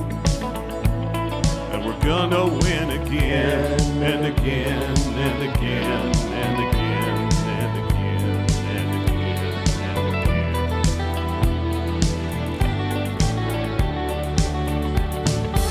The city needs it. Simple as that. The city had to have it. Brought to you by Totem Outdoor Outfitters. All of our Nielsen Show songs brought to you by Totem Outdoor Outfitters. We're coming at you from the Popeyes Louisiana Kitchen studio today, where if you're making plans for lunch with your buddies today, or you want to swing on by during your lunch hour, hit up any of the Popeyes locations and take that new value menu for a delicious ride. Am I right? I think you'll really like that. Treat yourself today following last night. Today, what do they call it? The retail therapy? Oh, yeah, I think that's kind what of it is. the culinary therapy. Shopping counseling. Yeah. That's what you're looking at. All right, changing 400. This is nice. This is a good pace here today. Good pace. Changing 100. As soon as after they win game 2, it would be 1,000 like show. Like people would be so fired up. Don't you think, Trev? I'm thinking so. I'm thinking we might get a game 2 1,000 like show. Oh, I want to press those buttons. 500, 2 500s? Yeah. Is that what you would do? Oh boy, that's interesting. It's been a while. We're going to be changing 500 here shortly. If you're watching on YouTube, hammer the thumbs up for us. That would be great. The fan zone for fansfirst.ca. We'll get to that coming up here shortly. It is weekly confessions though. By the way, we said right off the top of the show today, the Oilers have the Kings right where they want them. What's the number on game 1 in the McDavid-Draisaitl era? 3-11? 3-11 in game 1s in the McDavid-Draisaitl era. This team is not unfamiliar with the position they find themselves in right now. They love it. What do we say? Starting in the road, backs against the wall, right? It's a party machine. They are gluttons for the punishment. I think it's a party machine. It's hard. It's hard. It's so hard. It's a party machine when you're doing this. All right, let's get into weekly confessions. So, brought to you by Spectrum Rental, where they confessed to thinking the turning point in the game was the over the glass challenge. Nothing to lose in the moment, but everything to gain if they find a way to kill it off. Your yard is everything to gain with Spectrum Rental. Aerate and power rake your lawn and make it your own personal turning point of the spring. Oh, that's great. Tammy forced me to go out and chop up all the ice on the rink over the weekend. So I took down the rink. There's a few big pieces of ice there still melting on the grass, but that's the last one. It's emotional. Daddy said, crying, Daddy. It was tough. All right. I mean, I guess could kind of be my confession. I am sad that we'll probably never have a backyard rink again. I'm already out of that stage of being a dad. Again? Yeah, I don't think we'll ever have it again. We skated on it once this year, boys. Well, that's because you had other engagements and things that you, who knows if that's... It was a little bit of a quieter winter. Probably the worst ODR season. It wasn't a great one. It was just terrible. 2 years ago wasn't great either. Anyway, that could be my confession. I might be done as an ODR daddy. Oh, I know. An ODR daddy. What's that? An ODRD. I don't know. We'll see. We'll see if the kids really want it. No, Tam won't allow it. She will not allow that to happen again. They're old enough now. They can assist in the building. Like, it's not just you know what? If Marshall should be a team. If you want it, build if they want to make a rink, I'll help them. I'll do like 95% of it. Yeah, you've got. But they got to initiate it a little bit. Yeah. All right. Let's get into your guys' confessions, and of course, you can text in your confessions. How many of you went to bed last night? I mean, in the end, they did lose, or you didn't maybe miss a ton, but at the same time, tough look giving up on your team. LTE, you said you got a banger today. What is this? I did a shot last night at Boston Pizza West. Oh, you did? Yes. I saw that. I also did it with you. As part of everybody else did it, so it was kind of it was a whole nasty thing. Bad influence. So there was Fireball, and it's so delicious. It's not even like a shot. It's just like nice it's like drinking orange juice. You're Daddy's medicine. Was it very cold? Room temp? Was it chilled or was it room temp? It was more room temp. Yeah. I do like chilled Fireball a little bit better. But you're off shots now. Starting now? I don't do shots anymore. Yeah, you don't do shots anymore. But last night, just one. Yeah. Just one last night. So that is pretty big for a guy who's off shots. I'd say do so. a shot. Yeah. I stepped out of my comfort zone. You know, I did look around the room when we were doing it, and there must have been 12 or 13 of us doing a shot at the same time. Mm-hmm. That was more shots than the others had at that point in the game. They were at 8. Thank you, Tony. Yeah, not good. Yeah, I kept yelling, line him up, but that was the only shot that kind of... Was that you yelling, line him up down there? Found its way in front of my face all night. I love the guy who doesn't do shots kept yelling, line him up! He's not going to do shots until he's at Hudson's Bourbon Street tomorrow night. I guarantee you're in a shot at Hudson's Bourbon Street tomorrow night. By the way, Hudson's Bourbon Street, game 2. Wing night. Go on in. Ask Tommy where you should sit. He loves that stuff. Thing again, yeah. And it'll be wing night at Hudson's. It should be a really fun time. So make plans to join us Wednesday night, game 2 at Hudson's on Bourbon Street. That's at the West Edmonton Mall. Garçon. Is the table for 3, yeah. please. He's trying to talk to Cass on the pregame. Trev, what are you confessing this week, buddy? Nothing too crazy this week. Sure. No. Seriously. Nothing too crazy, but I did commit a triple murder when I was 13. No.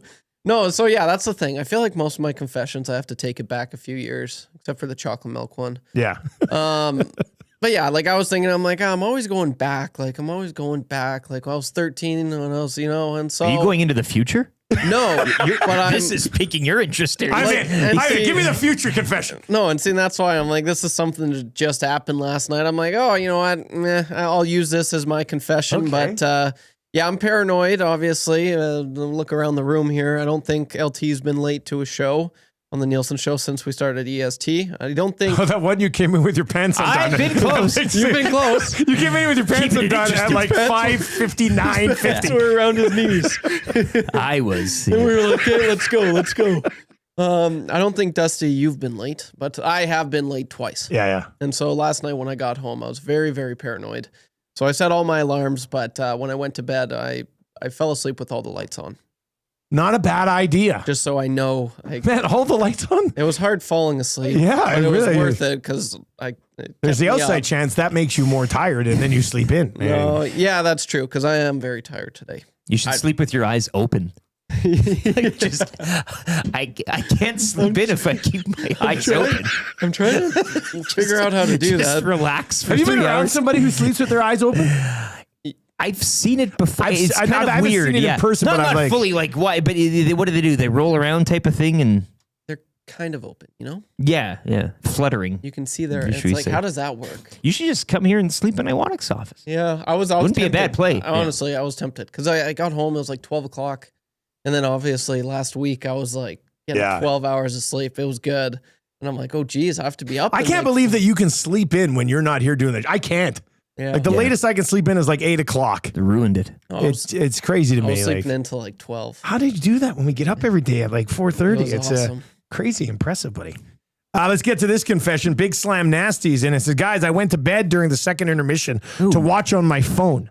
Then the comeback and they tie it, to which my wife told me to get up because I was freaking out in bed. I get up in my underwear. I grab a beer. I take a sip and then Deneau scores the go-ahead. Pour the beer down the sink and I went back to bed. Down the sink. Oh, a full soldier down the sink. Big Slam Nasty. Tough look. But you're not the only person who probably bailed on that game in the second.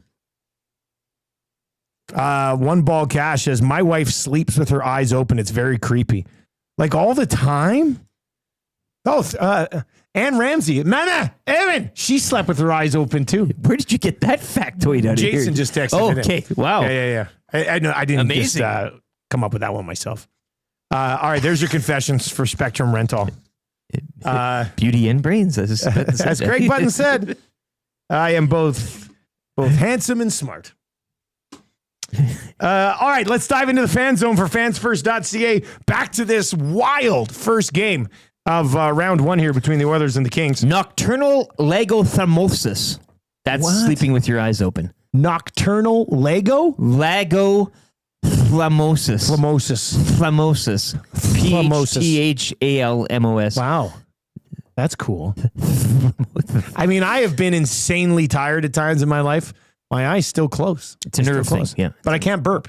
Like, that's somebody's thing. Like, I can't burp, but everybody's got it. Yeah. We're all made a little differently. Yeah. Can you imagine, like, the first time Cash slept over at, like, his girlfriend's place before he became, and you're just like, oh my God, I killed her. If you can tolerate that, all right. We are about 50 likes away from changing 500 before 8 o'clock. So if you're watching on YouTube today, smash the thumbs up for us. Or if you're on TuneIn or iHeart, slide on over. I know they didn't win game one, but boy, did they look good in the third period last night. All right. Fan zone for fansfirst.ca. If you want to get tickets to game 3, you want to do that right now. By fans, for fans, no fees. It'll be your cheapest way into game 3 with fans first. People who've used the service, have loved the service. You can use it as well. Fansfirst.ca. More money to get yourself a shot or something, right? Like you got I guess if you put want the money towards the line them up. Line them up. Oilers 92 over in the chat says, guys, calm down. Half the team played its first game in a month. They're still missing Kane and Ekholm, and we pushed a better Kings team to the limit. Going to be in the Kings' head with the comeback. And then Paul Willie, well, what a name. Paul Willie over in the chat says, if LA thinks it's over, they don't know what's coming for it tomorrow. I mean, I fully agree. Thinks it's over though. No, they don't think it's over. But you know what? I'm not sure tomorrow. I don't know. I don't care what the Kings think tomorrow. Well, no. But they don't think it's over. I mean, give me a break. It's going to be a long series to pick them. Do you play Dineen in game 2? Yes. If you're not going to be confident enough to play Brown more than 4 minutes, you might as well play Dineen. At least he can move better and move the puck better. Yes, I would. Do I think they will? No. You think they're going to run back to Josh Brown? No chance. They can't. He's tough. There is no way they can play Josh Brown in game 2. I'd rather put Stetcher out there on a chair. Stetcher, yeah, is this. Rob from the Grove says, has Dusty ever tried the Sprite Challenge? He should belch after that. Fan zone. Even if I did, I wouldn't burp. I would just feel awful. That would get him. No, it wouldn't. I don't know about that one. Yeah, it would. What is it? It has captured the most staunch non-burpers. No, and I swear to God, boys, out I'm missing a muscle or something. Like I don't burp. It just doesn't happen. I would just be extremely bloated. Do you want to bring the Sprite tomorrow or should I? I'm not. Yeah. I will. How much Sprite do you have to drink? Just a 600 mil or 585, whatever. As much as you can chug. It should. You'll only make it down halfway, and you'll be belching out a 200. I mean, the burp of a lifetime. Exactly. You should be confident in your abilities here, or not. Bring in a keg of Sprite. Yeah. I'll do a keg stand right here, and I still won't burp. I think Reed has some pop still. One of you guys need to hold my shirt up, though. All right, 780-218-9999. 780-218-9999. Am I crazy for liking the Oilers' chances to win this series more this morning than yesterday morning? Not at all. We went in yesterday with a bit of the unknown. Give me the goods, guys. Now you've seen it. 780-218-9999. 780-218-9999. Let's get to Tabby, who I like to imagine as Pat Tabler. Pat Tabler. To all the Oilers fans who want to stick knives into Stuart Skinner again, do me a favor and stop watching. Ooh, this guy is spicy. Okay, let's get into this text. Here we go. All right, to all the Oilers fans who want to stick knives into Stuart Skinner again, do me a favor and stop watching the game of hockey. It's exhausting that you fans lack any knowledge of what we just witnessed. The defense was flatter than a pancake for a good chunk of that game. Skinner was blinded by black jerseys all night. Offense only had 10 shots through 40 minutes, and the Kings capitalized on awful turnovers. Give your heads a shake. Tabby, the fan zone. Fan zone. Ooh, Tabby. Spicy boy today. Maybe a girl. Who knows? How about Tube Socks? Oh, man. What a game last night. You certainly couldn't have asked for more entertainment or excitement. Very, he caps locks, encouraging that the Oilers are able to get 5 past Kemper. Now, if they're able to ratchet things up a bit sooner in game 2 and stay out of the box, they should be golden. The fan zone. Well, like we said all coming, it's a different Kings team because they got Kemper. It's a different Kings team than they got Kemper. Even Jack of the broadcast last night said, the Kings have been talking about how, they need to keep pushing when they have leads because they can't blow leads. And I said to Tommy at the time, I said, well, I'll believe that when I see it. And they let it slip away again. I think it's more apt to say it's a different Kings team because of Kuzmenko. Maybe that's the hot take. Darcy Kemper is Korpisalo, who is Talbot, who is quick. This is the Scooby-Doo thing. That's exactly. Let's see who you really are. Oh my God. Eunice. I like Tabby's take, man. I said it this morning. I thought, and if you go back and watch the goals, I honestly think you will see that Kemper was worse than Skinner last night. Call it a hot take if you want, but I think Kemper let in worse goals than Skinner did last night. There, I said it. It's out there. Come at me. Pious me. Punch me. Punch me in the face, Oilers fans. But if you do, please like the show on YouTube, where we're 34 likes away from changing 500. Sean is in. Coach Knob says, hold my beer, and then proceeds to put Josh Brown in the lineup. Like, so we were talking about this last night. So Kulak's in the penalty box. So there's one of your penalty killers who's not going to be on the ice for you. In that spot, and I know the game ended up going the way the game ended up going for Evan Bouchard. Mm-hmm. But if I would have rather seen Bouchard on the penalty kill than Josh Brown on the penalty kill. I mean, Josh Brown has played like two, like you just. I don't know what it says about that. And then Tommy yesterday, and Tommy's got some good contacts with the Oil. He was basically saying that from what he was hearing, it was almost like they started Brown to kind of justify the signing instead of Dineen. Like, well, we gave him a 3-year deal. Might as well throw him out there. That's so Oiler. Standing around in the first penalty kill goal as Kuzmenko goes, hey, thanks for not stopping this puck, and taps it in. And then essentially doesn't play again. Was out there on the 5-on-3 and did block a shot. But only plays like 4 minutes.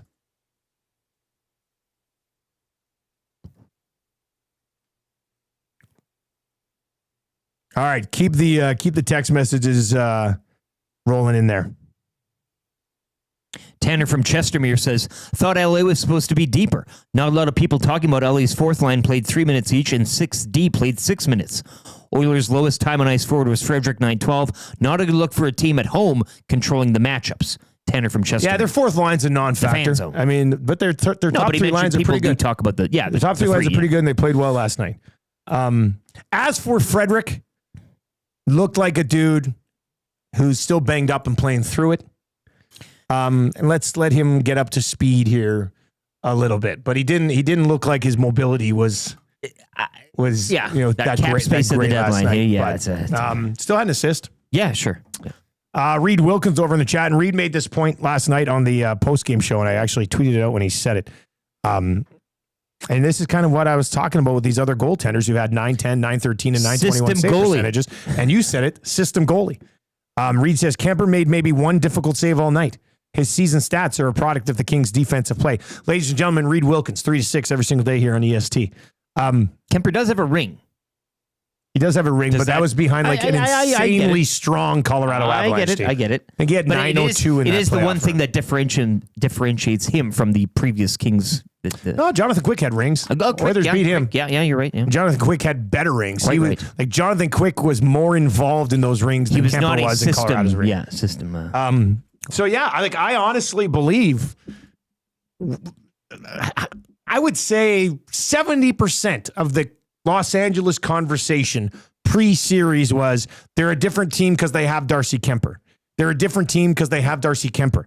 Are you going to be able to say you solve Darcy Kemper? And the answer is in the Oilers have already gotten to Darcy Kemper. We've heard Darcy Kemper is a goaltender who can get rattled a little bit. Well, if blowing a 4-0 lead and almost losing game 1 and knowing that McDavid absolutely owns you doesn't rattle you, I'm not sure what will. So I think mission accomplished, not from winning game 1. You would have loved for them to win game 1. Don't get me wrong. But mission accomplished on exposing Darcy Kemper, and not just exposing him like throughout the entire game, but exposing him over 21 minutes. And I have to think that's in his head a little bit. So mission accomplished on that front for the Edmonton Oilers. Tighten some things up. Bush, eliminate the giveaways. You're probably going to be okay in this series. Ken says, Kemper was worse than Skinner and you still lost. No. Oh, yeah, Kemper was worse than Skinner and they still, yeah, I would agree with that. Well, that's what happened. They had 10 shots on goal in the first 2 periods. Like, the Oilers were a team. McDavid and Draisaitl hadn't played together in a month. They finally had them back out there. We should probably have expected a bit of a slow start for that team last night. But system goalie or not, do you expect the Kings to, again, surrender what they surrendered in the fashion they did? That's kind of the counter, too. I would answer this in... Do you know what I'm saying? And I think that goes back to the Kuzmenko thing. Again, we're all going into the series hot and heavy on Kemper. And I think a guy like Kuzmenko in this Kings team now can provide a little more offense than their big, stout defensive structure that we always hear so much about. I still don't. I'm pretty confident the Oilers or the Kings don't have an answer for McDavid and Draisaitl. That's the X factor. McDavid and Draisaitl could end up combining for 22, 24 points in this series, and they carry the Oilers to a dub. Like I still, the Kings, like you bring in Kuzmenko, you have I still don't think they have an answer for when those two guys are together. So if those two guys can do what they did, I don't expect McDavid to play the rest of the series like he played in the third period. It was bloody insane. His playmaking abilities are off the charts. But if they can even play at like 75% of what they did in the third period, the mark that for the whole game with just those two guys, I think that's enough. I think that'll be enough. 780-218-9999. 780-218-9999. Henry says, please start Pickard in game 2. Well, just kind of comes back to that. Okay, so which goal that Skinner let in would Pickard have stopped? Like we're acting like Pickard is Cujo, for goodness sakes. Which stops did Skinner make last night that Pickard would have let in? I mean, there's probably some of those too. Interesting question on that one. Like, and again, I think Skinner at times, as we pointed out too, in the third especially. I mean, but it's just, I think a lot of people's frustration, and I'm not blaming Skinner on it, but he just seems to find himself sometimes in situations where things go awry, and he's there and he's whipping boy, and much like system goalie on the other end of the ice. You also blame a bad quarterback for maybe an offensive lineman not picking up an assignment or something, and then he gets sacked. So he's there, and that's what everybody loves to see. People revel in seeing him in bad situations, whether it's his fault or whether it's a defenseman's fault or whatever.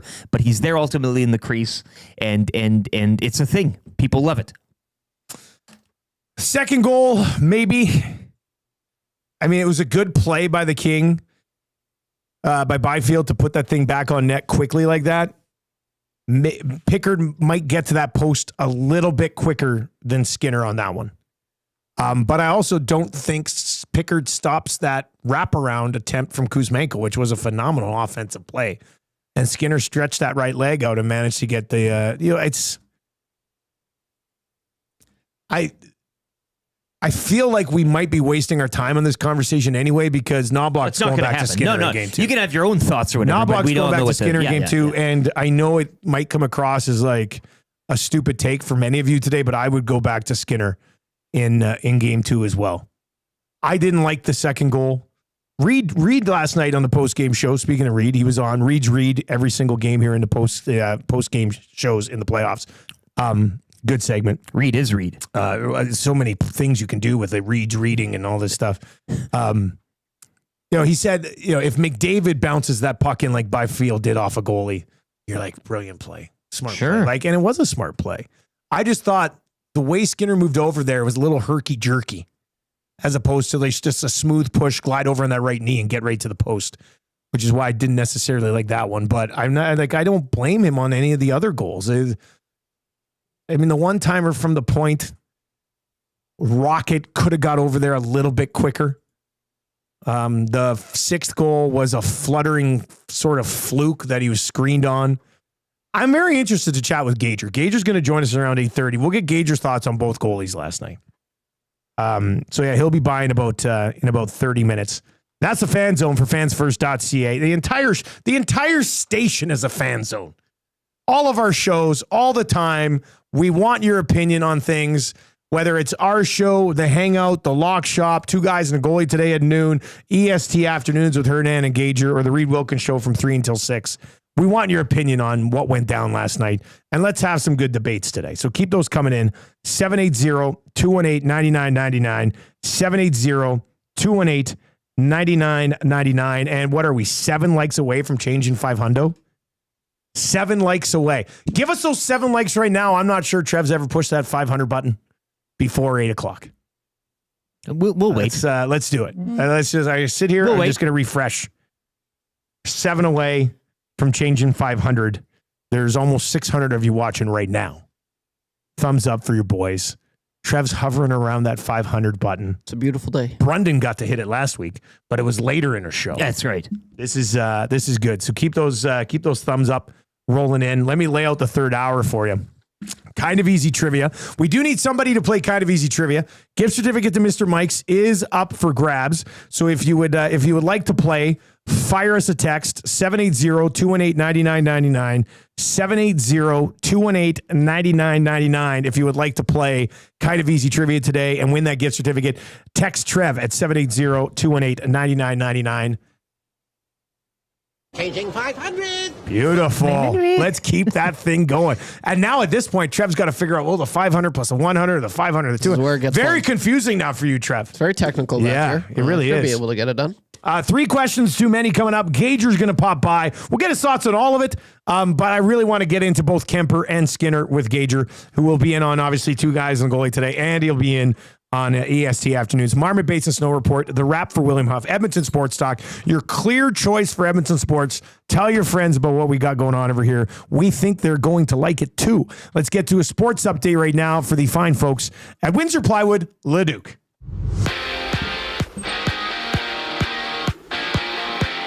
Connor McDavid tying things late. He finished with a goal and 3 assists, but Phil Danault's marker with 42 seconds left in regulation. The difference is the Kings take Game 1 6-5 over the Oilers. Game 2 tomorrow night back in L.A. Alex Ovechkin elsewhere scoring his second of the game in overtime. Capitals take Game 1 over the Habs 3-2.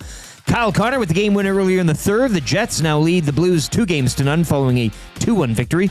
And the Stars in overtime defeating the Avs 4-3, evening that series at a game apiece. Stanley Cup playoffs continue tonight with 4 games. Actually, this afternoon at 4. It'll be the Hurricanes at home to the Devils. Carolina up 1-0. Toronto also sporting a 1-0 series lead. They'll host the Senators at 5:30. Game 1 between the Panthers and Lightning from Tampa. That goes at 6:30. And later at 9, Vegas hosting Minnesota with the Golden Knights up 1-0. Detroit Pistons snapping a record 15-game playoff losing streak. 194 over the Knicks, evening that series at 1. Kawhi Leonard leading the way with 39 points. Clippers also tying their series with Denver at a game apiece with a 105-102 win. Tonight, Milwaukee and Indiana, Memphis, OKC, and the Lakers, they'll look to get back in their series down 1-0 at home to the Timberwolves. Tip-off 8 o'clock. Astros shutting out the Jays 7-0 last night. Toronto now 12-11 on the campaign. Game 2 of that 3-game set will go later tonight from Houston. First pitch, 5:40. Sports update brought to you by Windsor Plywood Leduc, locally owned and operated, serving Leduc and the surrounding area since 1993. Doors, flooring, baseboards, and of course, plywood. Go see the knowledgeable staff at Windsor Plywood Leduc.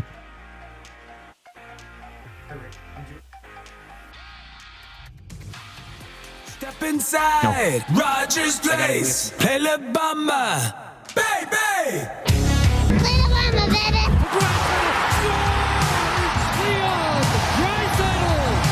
Well, we're a dangerous team when we're rolling, and we're healthy, and we are healthy.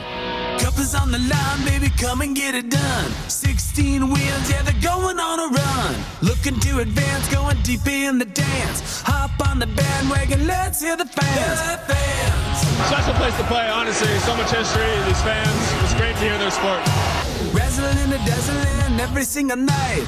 Clubs coming out, baby, gonna be a fight. 6 games, 5 games, how about a sweep? Ticket prices, yeah, they're gonna be steep, yeah! Yeah! Come on! It's the playoffs!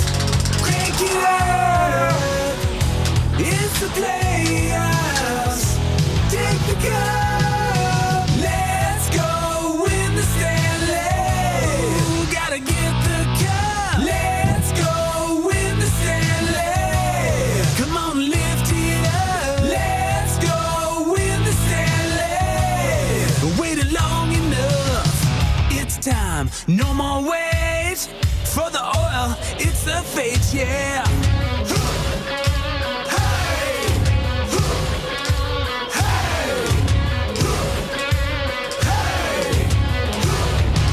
Listen, first gear, second gear, third gear, go. McDavid 97, he's a one-man show. Draisaitl, Iverson, gotta love the nude. Boost, Skinner, and Picks need to be huge. Be huge. gotta squeeze a little, squeeze a little, squeeze a little more. Get the bottom six to find a way to score. One time, overtime, gotta find a way. Jam-packed moss pit going insane. Yeah! Yeah! Cheer a little more. It's the playoffs. Crank it up. It's the playoffs. Take the cup. Let's go win the Stanley. Ooh, gotta get the cup. Let's go win the Stanley. Come on, lift it up. Let's go win the Stanley. Waited long enough. Woo! You can't be down in the dumps after one win. As Ken Holland once said, it's a party machine. You can't party enough when you win that thing. God, what? Very impressive. Taking a few years to put all this together.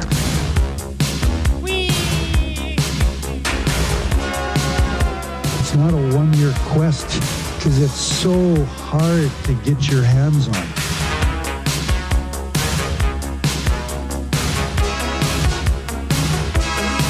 At this stage of my life, I don't invest in green bananas. It's a lifetime quest. Just not sure if I'm going to be around long enough to see them ripen to be yellow.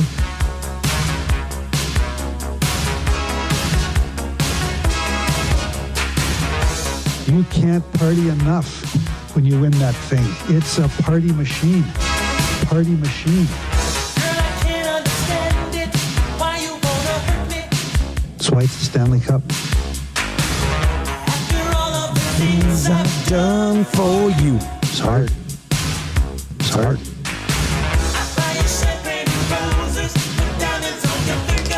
Diamonds on your finger.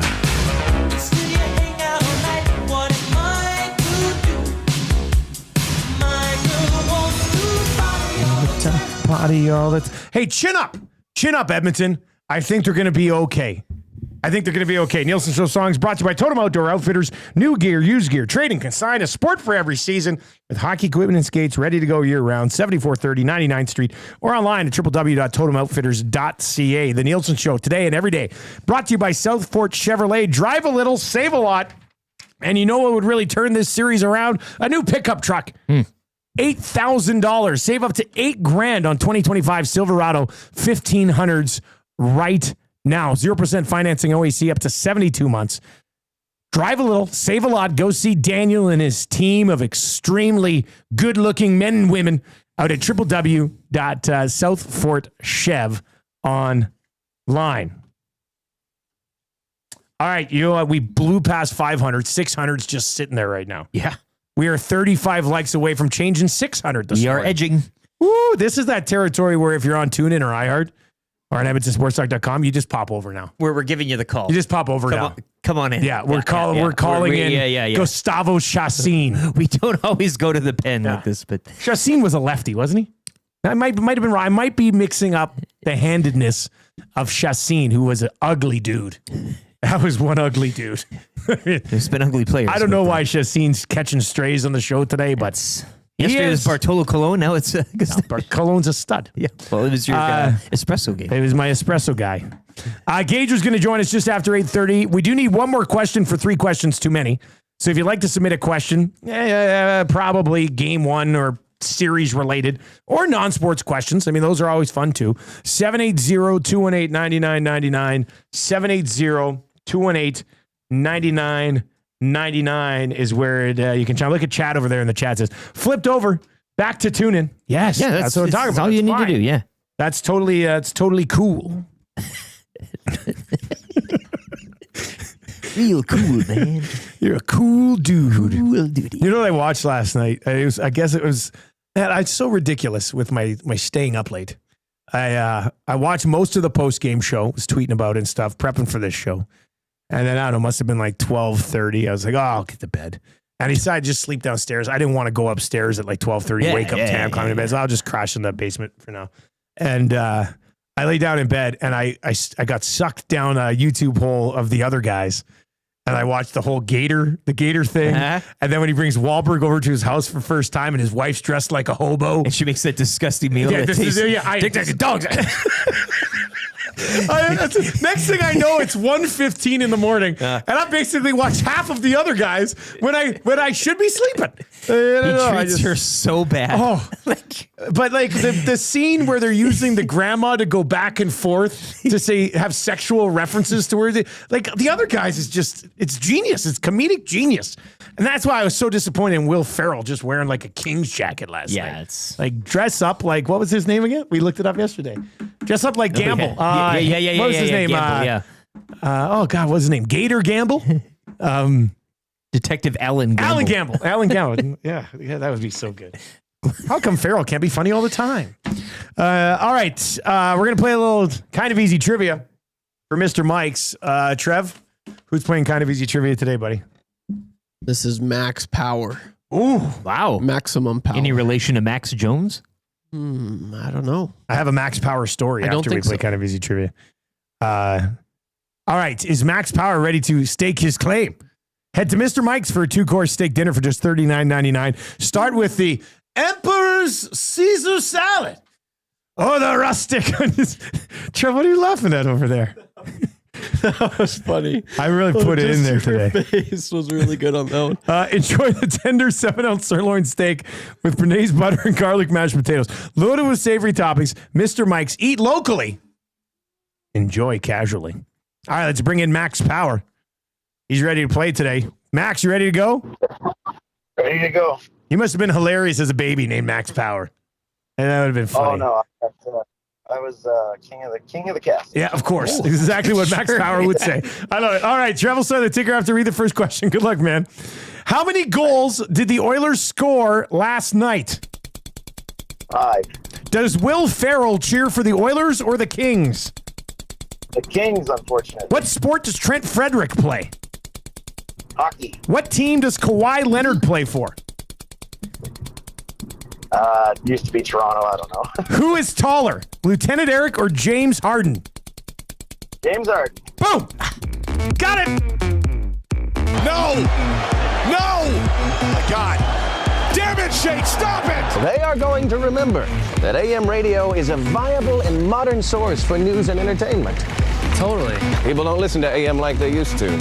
Seems like it's more about FM and color TV. That's stupid. It sure is, Kevin. I'm stoked. You stoked? I'm stoked. Just so stoked. You cannot come to my house. No, not today. Cannot come to my house. No, not today.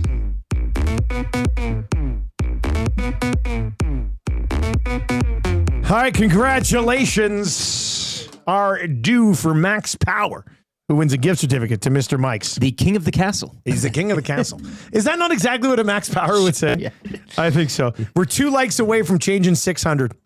Trev, get those fingers ready. Warm them up. We're going to get there. Let's do it. Be that guy. Yeah. You're that guy, bro. You're that guy. Or whatever it is. You're that guy, pal. Yeah. Oh, yeah. Be that guy, pal. Be that guy, pal. Change 600. Just hit it, Trev. We got to be there. I'm going to do a quick refresh. Do it. We got to be there. Do it. Boom. Do it. Give it to us. Do it. Changing 100. Oh, God. That worked out well. What do you think, Trev? What do you think your execution is? Good, right? Yeah, that felt really nice. That felt really nice. Thank you, Nasties. All right. Let's get into, my quick story about Max Power. So when we were in college, the second year we were in college, we got to run the radio station, the Kodiak, as we called it at Lethbridge Community College. And this one guy gets in there. We're all sitting around listening to the station. This guy got in for his on-air shift. His name was TJ. And he gets in, he hits the mic to go on the air for the first time. He goes, "This is Max Power on the Kodiak." And you could hear our one teacher open up the door to the studio and go, "Your name is TJ. You're not Max Power." And we're all sitting there listening. And we're like, "Oh, man, that's the end of Max Power's radio career." Yeah, that guy. I don't think he finished the program. Powered down. I think he bailed partway through it near the end. Anyway, that's when I heard the Max Power thing. I was like, "That's funny." All right, let's get into 3 questions too many today. Lieutenant Eric, do you have a liner for the segment? 3 questions too many, brought to you by the great staff at Park Mazda and dealer Principal Mitch Lewicki, where it's a party all the time down at the dealership, parkmazda.ca, or go visit them in Sherwood Park. Park Mazda, your dealer for life. All right. Do you have a Twitter account? I do. What is it, Eric? Well, I participated in one with a collection of coworkers here, and it's at YEG Sports Talk. It's That's a good one. Edmonton Sports Talk. You can follow the our X account, and you'll be up to date on all the start times, post game show, GCL Diesel pre and post with Tom Gazzola, including Matt Cassian's segment last night, Reed's Read, which got going as well. So give us a follow on the X, and you'll be up to date and know exactly when all of the streaming starts, and well, never really stops, just kind of pauses. Yeah, it just kind of briefly transitions over. I like to call them stream transitions. Yeah, 3-hour coffee, and then we get right back at it. Smith TM14 says, was it Raymond Burgess? Ray. Trevor, you at school with Ray? Was Ray still there when you were at school? My first year was his last He year was a there. handsome man. He was a silver fox at a young age. Oh, yeah. Probably the most handsome silver fox I've ever seen in my life. Yeah. He wasn't the guy that stepped in there, though. I think it was Derek DeBolt who stepped in there. Okay. Derek DeBolt? Yeah. Beautiful He used to be voice. like a global TV guy up here, I think. Ray was awesome. Yeah, Ray was pretty cool, man. Handsome. We bumped into Ray when we were staying at a hotel for our draft 2 years ago. A bunch of us who went to college, like he's sitting there at the hotel we're staying at in the lobby for like a wedding or something. And we walk in with just cases of beer. And this is like 20 years removed from college. We're like, oh, hi, Ray. He's like, oh, I see not much has changed in the last 2 decades. I was like, wow, come on, give us a break. It's one weekend here. Oh, that's good. As Ken Holland once said, party all the time. Party machine. Party hard, yeah. Come on. All right, question number 1. And look, if you're here and you're in the chat and you're expecting like a full-blown meltdown today, you come to the wrong place. I mean, the Oilers don't win game ones. They rarely do it. And I thought they dealt... Gentleman's sweep. I think I said it last night on the pregame show. A win last night would have cut off one of the limbs of the Kings. Whereas like a close loss, if the Kings beat the Oilers last night, they cut them off at the ankle. If the Oilers would have won game 1, they would have cut off a full leg of the Kings. I think even though they lost, they still cut them off at the knee, getting to Kemper in the third period of last night's game. So And one more to go for the old road split. yeah, like think about this. The Oilers had 10 shots through the first 2 periods. Bouchard gift wraps 2 goals. And they still come back and have this game tied at 5 in the final minute. Like they played 1 period last night. And that was enough to eliminate 40 great minutes from the Los Angeles Kings. So if you're all a Debbie Downer today, you come to the wrong place. Dare we say we take a positive look at it. Now, if they crap the bed in game 2, Thursday's show will be a little bit of a different story. But even if they play well in game 2 and don't lose, I mean, you're still coming home, win 2 at home, and what do they say? It's a best of 3. Right? That's a popular saying. I think. Absolutely. Gentleman's sweep. My buddy Tanel, who was in college with me, just a quick update on Max Power. He also signed all of his practicum applications and resumes as Max Power. So he was trying to get out into the industry. Wow. As Max Power. All time. It didn't work, but all time move. I'm still Facebook friends with him. Max Power on Facebook. The other time I want to hop on his birthday and be like, hey, happy birthday. ... Max Power. Question number 1. What's the biggest positive for the Oilers coming out of last night's game? No injuries. I mean, that is positive. Look, Trent Frederick is what he is at this point. You just assume if there's no setbacks, Let's he see will where this continue goes. to go. Yeah. I thought, let's go over the group here. Hyman, I think, looked decent. I mean, again, all these guys coming back for the first time took you 40 to get into it, but I kind of it's Connor McDavid. I think it's Connor McDavid and the getting past the, not illusion, but the idea of Darcy Kemper that we all had prior to game 1, right? Yeah, as you that's the said, positive. breaking down the wall, he going supernova, ultra mega, max power, which we all know he can, but doing it as well against a team that we've all been told time and time again, will hold leads. They get up. They're stout defensively, yada, yada, yada, the goaltender. He did it last night. It's game 1, and he did it. So that's encouraging. That's something you can take and move forward with. And there won't be a time again in this series, I don't care if it's 0.000 of a second left, where the Kings up by 8 will feel like they've got it in the bag. Yeah. That's the seed that you planted. There's been a seed planted. Seed planted. Now, what does it germinate into? I don't know. But it's in there. There's a saying in the 40-Year-Old Virgin where Seth Rogen talks about planting a seed. We can't finish that, but no, well, I mean, along those lines, if you know, you know, I think. Yeah. I think the fact that, and this might come across as a little disrespectful and a little ridiculous coming from an Edmonton guy after that game, but Darcy Kemper appears to be like every other cookie cutter goalie the Kings have had the last 3 years. Well, so had to be said because I think it's a true statement. And Skinner's just Skinner. I mean, you know what you're going to get or not get from Skinner. It's like the Josh Brown argument all over again. Question number 2. If Kane is good to go in game 2, and I know some people are thinking game 2. I think I saw RCN say Stoff was kind of hinting game 3. But if Kane is good to go in game 2, who comes out of the lineup? Fun question this morning. 780-218-9999 over on YouTube. Who do you think comes out of the lineup, or who would you take out of the lineup? There's always that two-pronged part of what you think the Oilers let's answer will do. both. Trev, get ready. You can answer this one here too. If Kane is good to go, who would you take out? Who do you think they take out? I take out Podkolzin. Okay, and that's what you would do. And I think Skinner will get taken out. Okay. I mean, I also think Skinner will be taken out.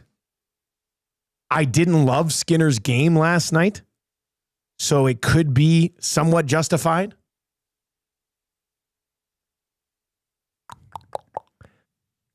I wonder where they're at on, like, if Kane's coming in, like, how's Frederick's ankle? Yeah. Like, I wonder if they're like, you know what? You gave us a game. Yeah. Let's get Kane in for a game. Give Frederick a couple more days to rest in there. And if you don't healthy scratch, you only play, 9 minutes? Yeah. But I think it would probably be Skinner who they take out. It can't be Anmark. I just try to think of what the lines would be when Kane comes back. If they go, we got some time here, so let's do this. If they go McDavid, Draisaitl, Hyman, I might even consider McDavid, Draisaitl, Brown. Or Perry. But can Perry log the minutes? Just McDavid and Draisaitl. Yeah. I just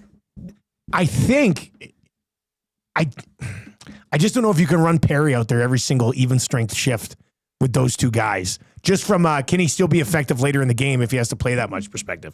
So I guess you probably spot him in with those guys sometimes, like they have been doing. So it would probably be McDavid, Draisaitl, Hyman. And then if Kane is back, you could go Kane, Nuge, Arvidsson, Henrique, Skinner, Perry, Janmark, Frederick Brown. Maybe. The Frederick one is interesting because how much is he? You also want him to get, acclimated to, like. Wish I'd know at what percentage he's actually at, because you're right. The rest part is good, but also you want him to get some time too. Like, he's missed enough.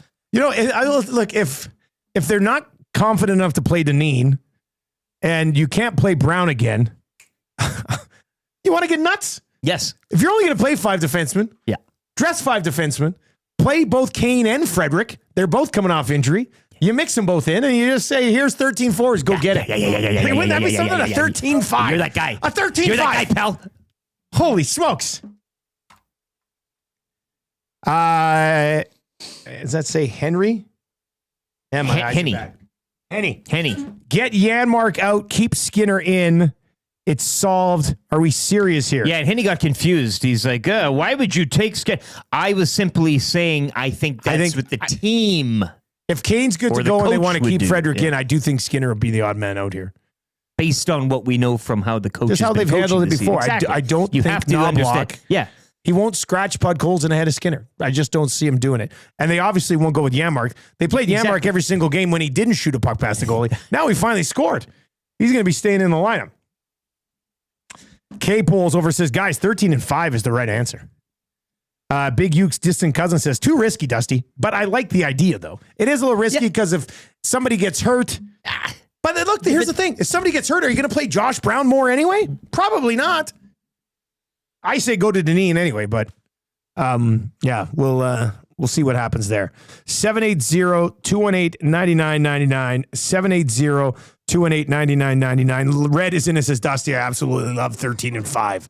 Let's get wild.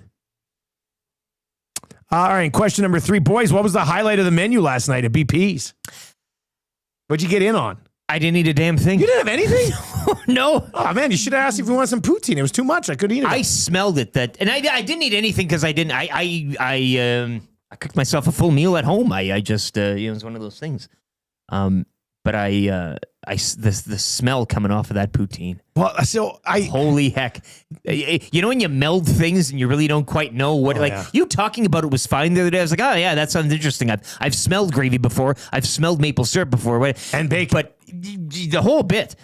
But all that coming together and having to shoot that video of Tommy, I mean, I was gonna reach into that video and grab one myself. Well, it's funny because right after he put that poutine down and you turn the video off, Hernan got in there. Hernan reaches for the fry that I was reaching for. Our fingers touch, and I was like, "You can have it, Hernan." He goes, "No, Dusty, it's your poutine. You can have it." I said, "Wow."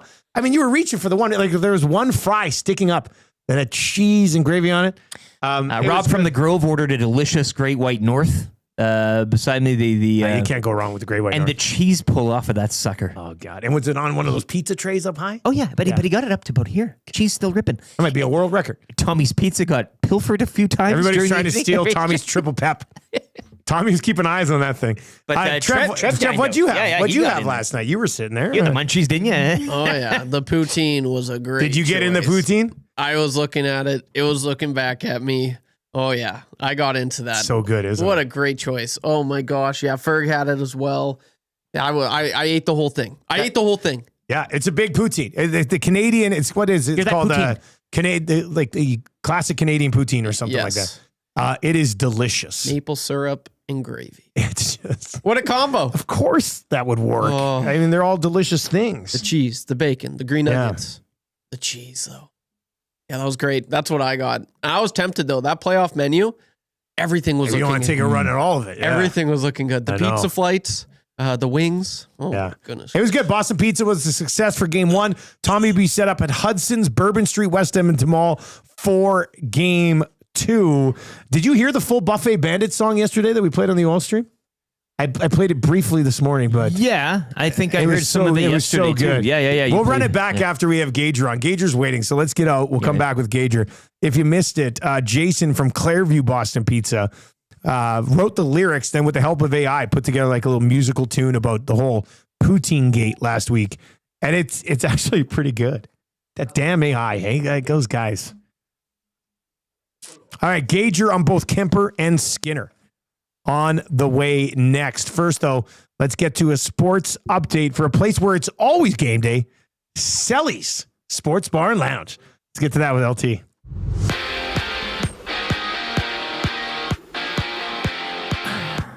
Phil Deneau scored a second of the game with 42 seconds left in regulation after Connor McDavid would tie it as the Oilers had come back from 4 down, ultimately falling 6-5 to the Kings. Connor McDavid finishing with a goal and 3 assists on the evening. Game 2 tomorrow night back in LA. Elsewhere, Alex Ovechkin second of the game in overtime, leading the Caps over the Habs 3-2. Washington up 1-0. Jets now have a 2-0 series lead following a 2-1 victory over the Blues.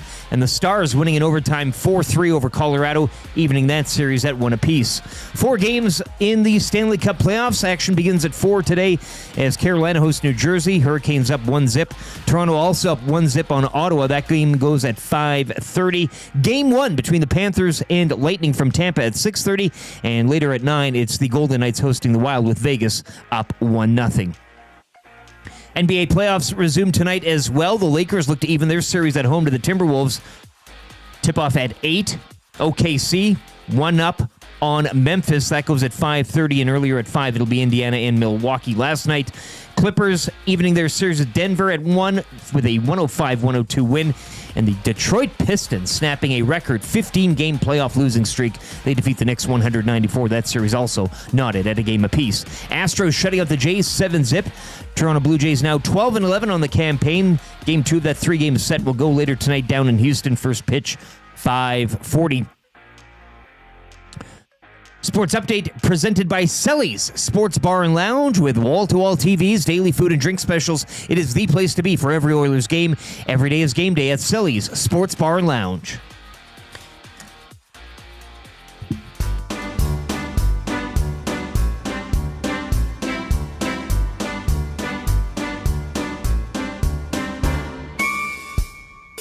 DRS, DRS, drop that wing and try your best. Get up close, you've got to press, must be within 1 second or less. Show that speed, please don't swerve. Hey, look out, here comes a curve. Hit the button, be ambitious. Goodbye, Mikey, too judicious. Around the world, they will prance. Red Bull Ring to Paris, France. And you never want to finish second best. Push on and refuse to lose, drop the wing and then use DRS, DRS, DRS. 8:31 on the Nielson Show, the morning after Game 1 positives. Certainly, yeah, nasty chat last night, be damned, right? Look at this little guy trying to get to the inbox. Says, well, this is embarrassing. I was having that issue. Yeah. Mine wasn't as animated as that, though. Yeah, that's a funny little pig. Oh, well. Keep the text messages coming in. We will get to that. And if you're watching over on YouTube today, hammer the thumbs up. What are we at? 628. We got 700 in us today. The guy who was with us the very first time we hit 1,000 likes is going to be joining us again for Pro-Am Sports, obviously. Joaquin Gage. He'll be in Two Guys and Goalie today at noon, and then obviously EST afternoons with Gager and Hernan. Hernan should be a spicy boy today. Gager's brought to you by Pro-Am Sports, your locally owned sports memorabilia and apparel specialists. Have Pro-Am custom frame that jersey that you have in the closet or that photo you still got sitting there in a box. Let's spice those up a little bit. Visit them in store and get started on your project today. Located at Edmonton at the corner of St. Albert Trail, 128th Ave, or online at proamsports.ca. All right, let's bring in Joaquin Gage this morning. I want to get to this text from Jeffy to start with you, Gager.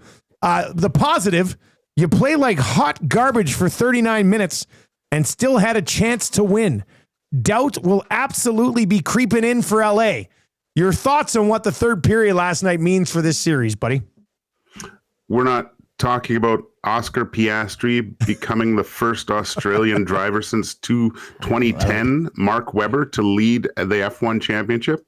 No? We can. You know what? I did have it in my notes to bring up Piastri with you because back in the Pit Stop Pals days, you're like, I think Piastri wins a title before Lando Norris. You've always been on Piastri ahead of the curve. He's ice cold. Ice cold, ice in his veins, where neither of these goalies last night had it, Dusty. There's the tie-in. Is this guy a pro or what? All right, let's stick with the Oilers, but we'll come back around to I want to, on a scale of 1 to 10, with 10 being Philip Deneau, how much does Max Verstappen hate Oscar Piastri? We'll get into that coming up a little bit later on. But Gager, we'll get to the goalies here for sure. But just the third period in last night's game, like coming out of that game, who do you think feels better about their game right now? Are you talking just goaltenders? No, teams straight up, Kings or Oilers. I mean, I think both teams kind of look at it as victories in a sense. The Kings were able to hold on in the end and get it done, and the Oilers proved to themselves that, you know, they can score on Darcy Kemper. Those are the two things that I think when you're just looking at the positives coming out of last night's game. Obviously, the Oilers, when you look at it from the goalie's lens, though, I know you've said today that you believe this is more detrimental for Darcy Kemper moving forward, but from personal experience, Dusty, the fact when you're sitting there as a goaltender, and especially in the third period, because Stuart Skinner made some pretty good saves. The 5-on-3, I mean, Fiala rings one off the post, but he makes some saves there. They manage to get out of it and come back. And it's just to see how hard the heart and soul of your team work to get back into that game and get it to a point where you can actually steal game one. And the type of goal that goes in, you feel bad about yourself for allowing a goal like that, but you feel even worse by the feeling of letting your teammates down with a goal like that happening. So now, game 2 for both goaltenders, I think it comes down to who can put this game in the rearview mirror quicker. That like the first I want to say the first 10 saves of the game. Those are important. The types of goals that go in to build that confidence back up, because I think you'd be crazy not to shoot the puck every chance you get with both these goaltenders after having such an emotional roller coaster game like we had in game 1. All right, let's continue with the goaltender conversation. Gord over in the nasty chat says Skinner had a chance to put his stamp on the game when it was tied, and he let in a flutter puck by not battling through the screen and hoping it just hit him. Kills his team. Agree, Gager. Gager, your thoughts on that eventual game winner? That's what when I saw it, that's what I felt. There wasn't enough battle of Stuart Skinner, knowing Danault was about to step into one, and his movement to me, sinking back in the net and just going down, and that hope play that it hits him, you would have liked to see him get closer to Foegele in that case. Maybe even draw a penalty for goaltender interference. I don't know, but trying a little bit harder to get his eyes on the puck. And I know he was screened and Foegele jumped in his eyes, and it makes it a lot more difficult, but I mean, goaltenders are screened. That's part of the job, is locating the puck. Even, I mean, it's a great goal by Kempe and Fiala when that little one touch over for the one-timer, but great play by Kempe. And we've seen a few goals like this over in the playoffs so far, where a guy comes in, uses the screen to mask the pass over for the one-timer. And you could see Stuart Skinner was late, couldn't locate the puck. So he has to do a much better job of fighting through those screens, because at the end of the day, Dusty, that's a stoppable puck. Like, even when you're down, it's going so slow through your peripheral. You might be able to pick something up like that and throw a glove up and still hit it, right? So I didn't like it, and I know he was screened, but the end of the day, it's a stoppable puck in a crucial point in the game to keep your team in it. And Kemper made a save on Bouchard late with the one when he walked in with the big Bouch bomb, and Stuart Skinner wasn't able to stop that flutter puck. Yeah, okay, but let me just ask you this as a goalie. Would you rather face an unscreened slapper from Bouchard with no traffic, or a screen fluttering puck from Danault? Like, I mean, the either. slapper from I Bouchard. would say either, really, to me, Dusty. But yeah. I think both, you have a good chance to stop it. Both goalies weren't good. You know, they were okay goals. Yeah, what do you think of Kemper? Let's get to Kemper. Like, what do you think of his third period when he kind of collapsed? Well, I mean, the same type of thing. The plays by McDavid made the getting him going. It was all like right to left on most of those goals. So that's probably looked at and trying to find something that they can get Kemper going side to side here. Didn't like the Janmark goal, although I did kind of say, "Hey, Tommy." I didn't say Janmark when he scored. Yeah. And the McDavid last goal was a very stoppable puck too. But again, this is you've said it. We've looked at the previous stats. Reed said it. The Kings play a defensive structure that benefits goalies' stats at the end of the day, and I think there is something to the Edmonton Oilers scoring, because I was thinking after two periods, God, this is going to be six straight shutout periods for the LA Kings here. They got to do a better job of shooting the puck. I was talking to some well-known analysts during the game yesterday, and we both kind of agreed that when the Edmonton Oilers get to the middle of the ice, they got to take the safeties off and make it a little bit more difficult for Kemper. You can't be passing up opportunities to shoot the puck because, as we've seen, there are rebounds there, and now you have a guy with maybe his confidence is shaken a little bit. I would shoot everything from bad angles, everything, and get more traffic to the net and try to take his eyes away. Gager, what's Bouchard's next contract look like coming off last night? Just your thoughts on his play overall on an Ekholm-less blue line. Well, if you saw my text last night in the group chat, that's what I think it is $11 million, but some other team is going to sign him and keep him at Edmonton because it's worth it. They horrible decisions. I don't know how his offensive vision is so crystal clear while his defensive positioning and the way he sees the game is so opaque. Like it's fascinating to me that he can, the giveaways in those crucial points in the game where he has the puck and his ability just to make a safe play too. It's always something more that he looks for. And really, when it boils down to it, guys, what it boils down to, although Bouchard with 2 horrendous giveaways, but you can't play 20 minutes of an NHL game and expect to win, whether it's regular season or especially in the playoffs. And the Edmonton Oilers played, 20 and a half minutes yesterday. And that's the reason why they lost that game. It's also the reason why it's encouraging, I think, moving forward, that they only played 21 minutes in that hockey game, and it was tied at 5 with a minute left. You're also not blaming the harmonica anthem, are you? Like that didn't factor into it at all, or what?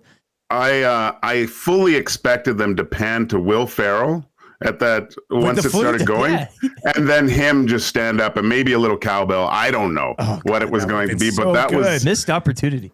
That was interesting at most. I think it was to try to get the fans to sing, right? Was that their whole?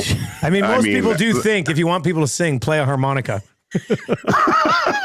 I don't know what do we do in Edmonton to combat that? That's just right. It. Is that kazoo? It's got to be kazoo. Is like we need an even cringier anthem. Is the response to a harmonica a kazoo? I don't know. Maybe it's the oboe. Maybe I have to dust off my old reeds and get up there with the band. Start soaking them. Hey, Reeds, a musical segment. Let's sell it. I'll be going to a musical store today. Brought to you by Long and McQuaid. Yeah, we'll be there later today. Gager, what did you think? A lot of people are talking about it this morning. McDavid and Draisaitl carry you back into that game. They go off, then they come right back out. McDavid turns it over. Draisaitl doesn't pick up Danault right away. They'd been out there for so long. What'd you think of Knoblauch going back to them as opposed to maybe just throwing out Henrique and getting to overtime?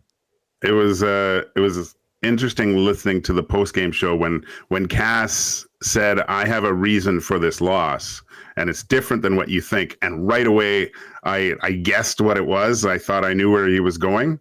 And it was the decision of Knoblauch to keep those guys out there late. I understand you got them on the ropes, but I defer to. I actually thought of YouTube Trev at this moment because of his prowess with the video games of playing NHL.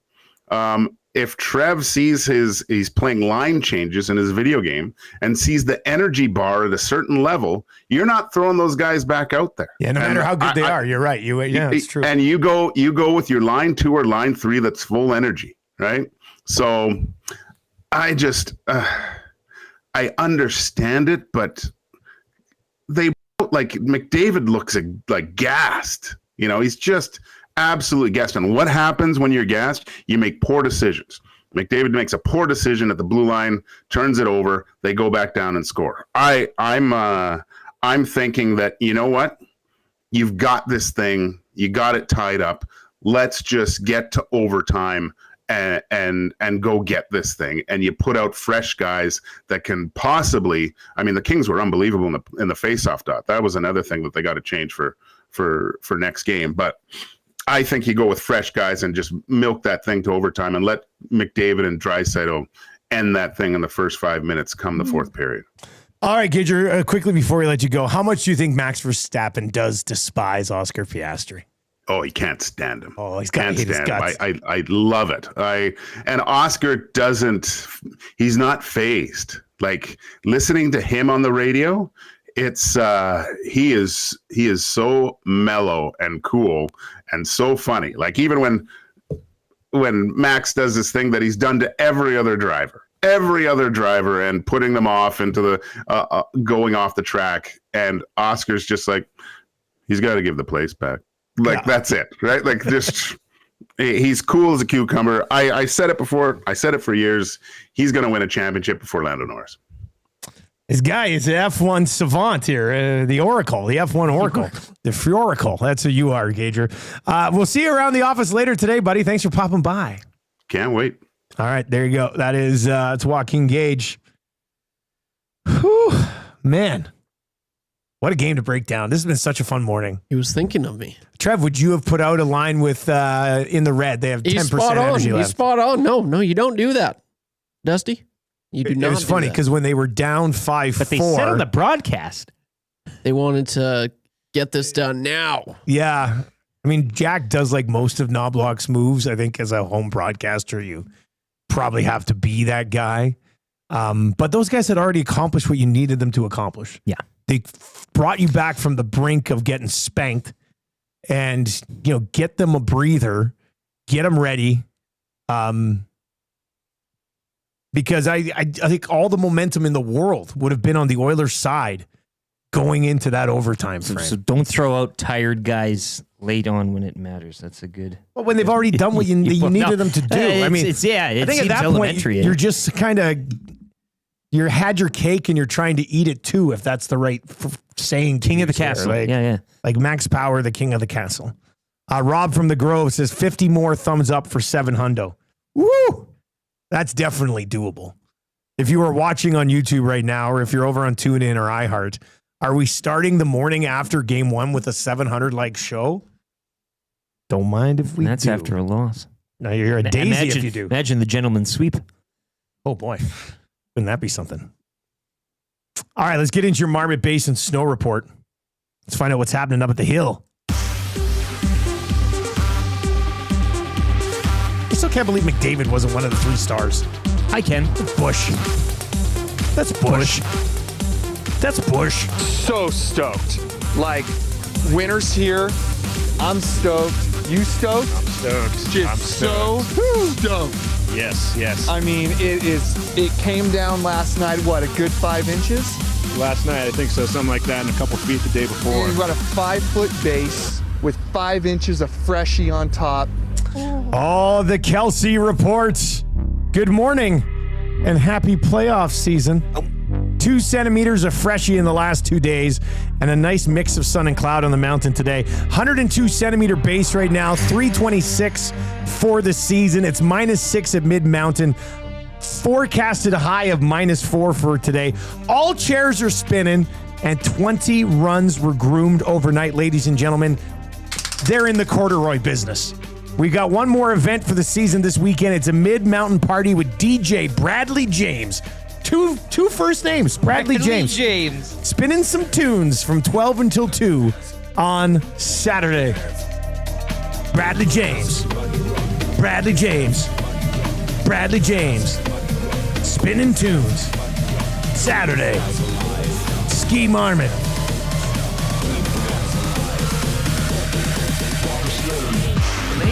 My day. Marmot Basin Snow Report. Unlike any other snow report you've probably heard in the history of snow reports, but that's the latest on what's happening. Check them out, skimarmot.com. All right, let's get into the wrap for William Huff, boys. What a show it has been. Of course, Bruce and the team over at William Huff, huge Oilers supporters. I hope Bruce is pretty positive coming out of game 1 too. Well, I guess him and Atif are working up a project right now. I heard about You this. heard about that? Yeah. It's gonna be very illuminating. Yeah. Apparently. Yeah.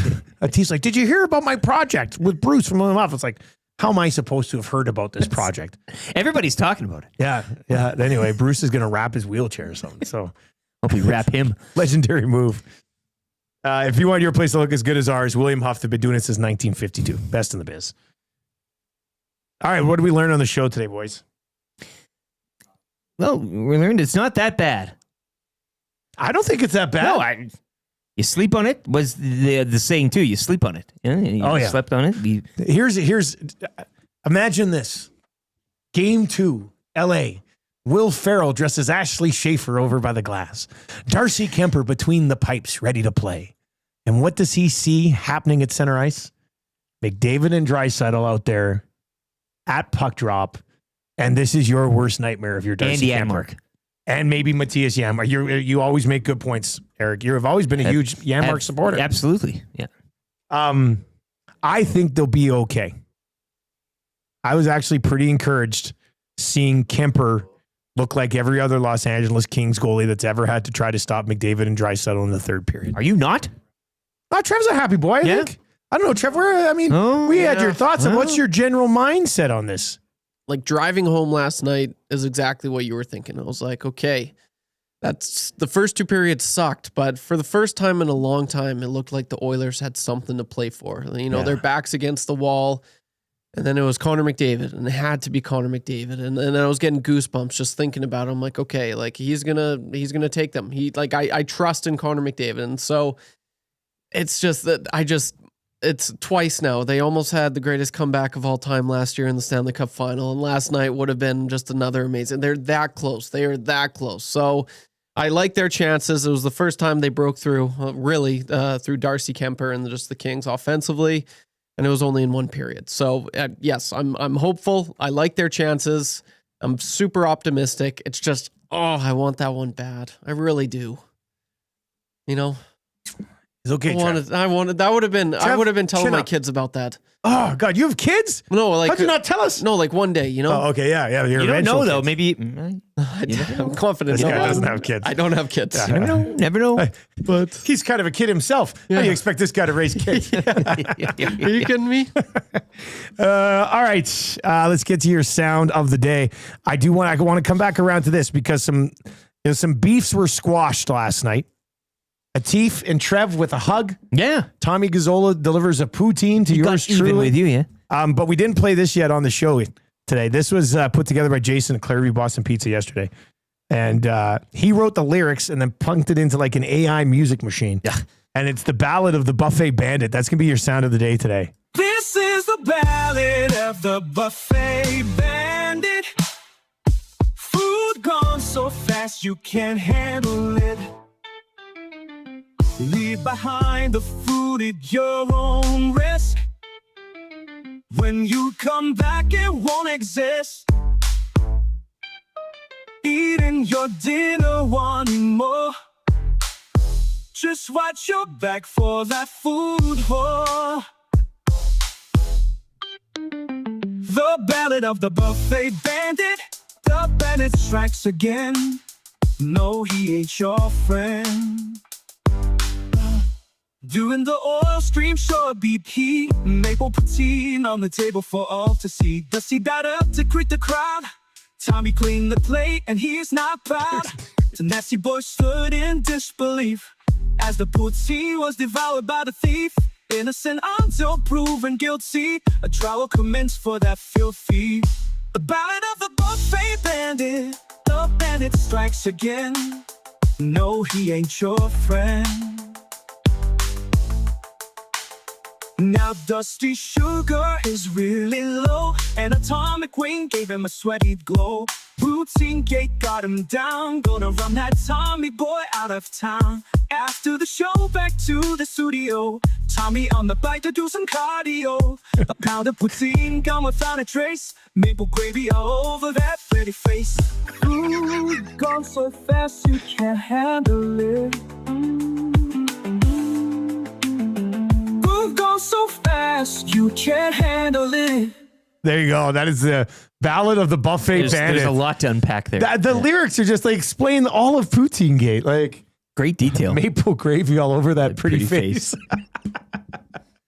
that was pretty good. Shout out Jason at Clairview BPs for putting that bad boy together. Well, and the AI. Oh, and the AI singing it, but he did the lyrics. It's pretty good.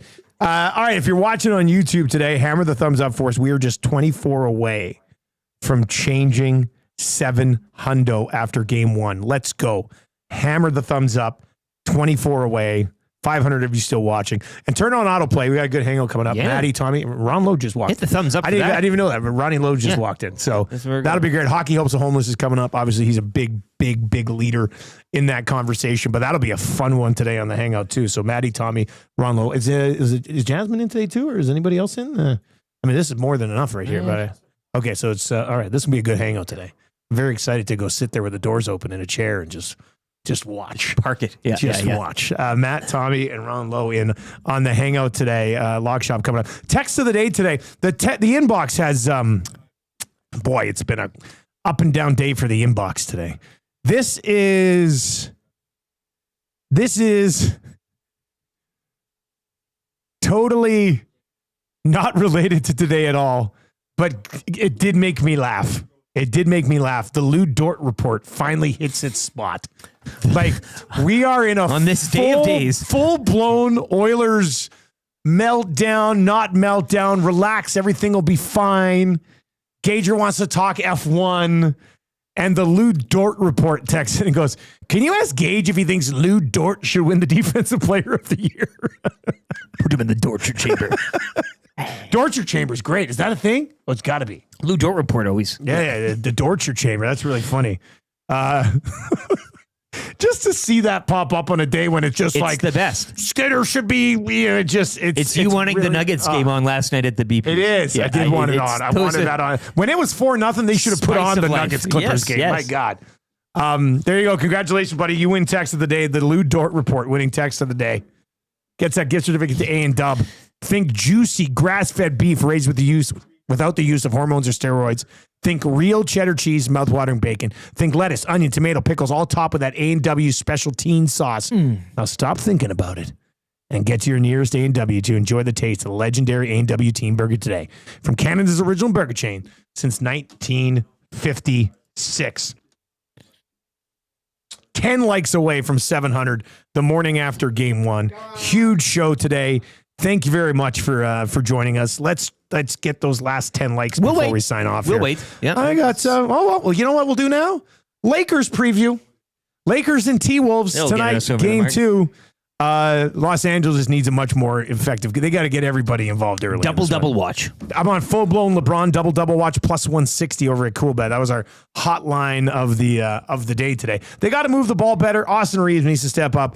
And I did say, if you want something highly entertaining, I should stream myself watching this game tonight on our YouTube channel because, I mean, it's not good. I'm not proud of myself when I watch Lakers games. It's a mess. It's not good. What else are you watching tonight, buddy? Well, an hour after tip-off in that game is the Golden Knights and Wild, 9 o'clock Mountain. I'd suggest the Lakers and T-Wolves, but whatever. I mean, let's see where it goes. A busy slate tonight, of course. Game 1 of the Battle of FLA, the Cats and Bolts Bowl, Tampa hosting the Panthers. We're on a bit of a Kachuk watch as well, right? I mean, you're on notice here. I'm coming at you, Elliot Friedman. Put up your dukes. The Boo as well. Game 2 of the Boo, Leafs and Sens, and 4 o'clock Mountain this afternoon will be Hurricanes Devils. So full menu tonight. And Jays Astros as well. Are you watching This Is Us? Okay. I'm waiting for the season to load up a bit. I want to watch a bunch of I heard the second episode of something. Yeah, that's what everybody's saying. I need a little bit of a rewatch of the first one. It's what you always need. That's what you always need. Yeah. Hey, you watch this series. This is great. Yeah, well, they're going to film it. Season 2 will be out in 4 years. I know. I don't remember how the last one ended. I'm going to have to rewatch the last episode at least. But everybody's like, this second one is like, oh boy. Hit it. Light him up. Let's go. Changing 200. Woo. Changing 700 after a game 1 loss. This is going to be a special run. There's going to be a special run. Sweep. Tomorrow we'll be setting up game 2. You're going to absolutely love it. Stick around for the hangout. Ron Lowe's joining Maddie and Tommy today should be a very fun show. Huss and I on the lock shop today. Winnipeg Jets take a 2-0 series lead. We'll get into that with Huss today. Colonel Sanders in attendance last night. Yeah, that's right. Yeah. 2 guys and a goalie today. What a great conversation we got coming up with Cass and Gager. The whole bad goals and Skinner, not bad goals and Skinner. I'm just going to sit back today, let Gager and Cass go head to head. That should be a lot of fun. EST afternoons from 1 until 3. And then from 3 until 6 today, the Reed Wilkins Show. Thank you very much for being here. Turn on autoplay on YouTube. That'll take you right on over to the Hangout. You won't have to do a thing. And if you're listening on TuneIn or iHeart or at EdmontonSportsTalk.com, the Hangout, very good one, begins here in less than 5 minutes, so don't go anywhere. For YouTube, Trev, Lieutenant Eric, everything is going to be okay, Edmonton.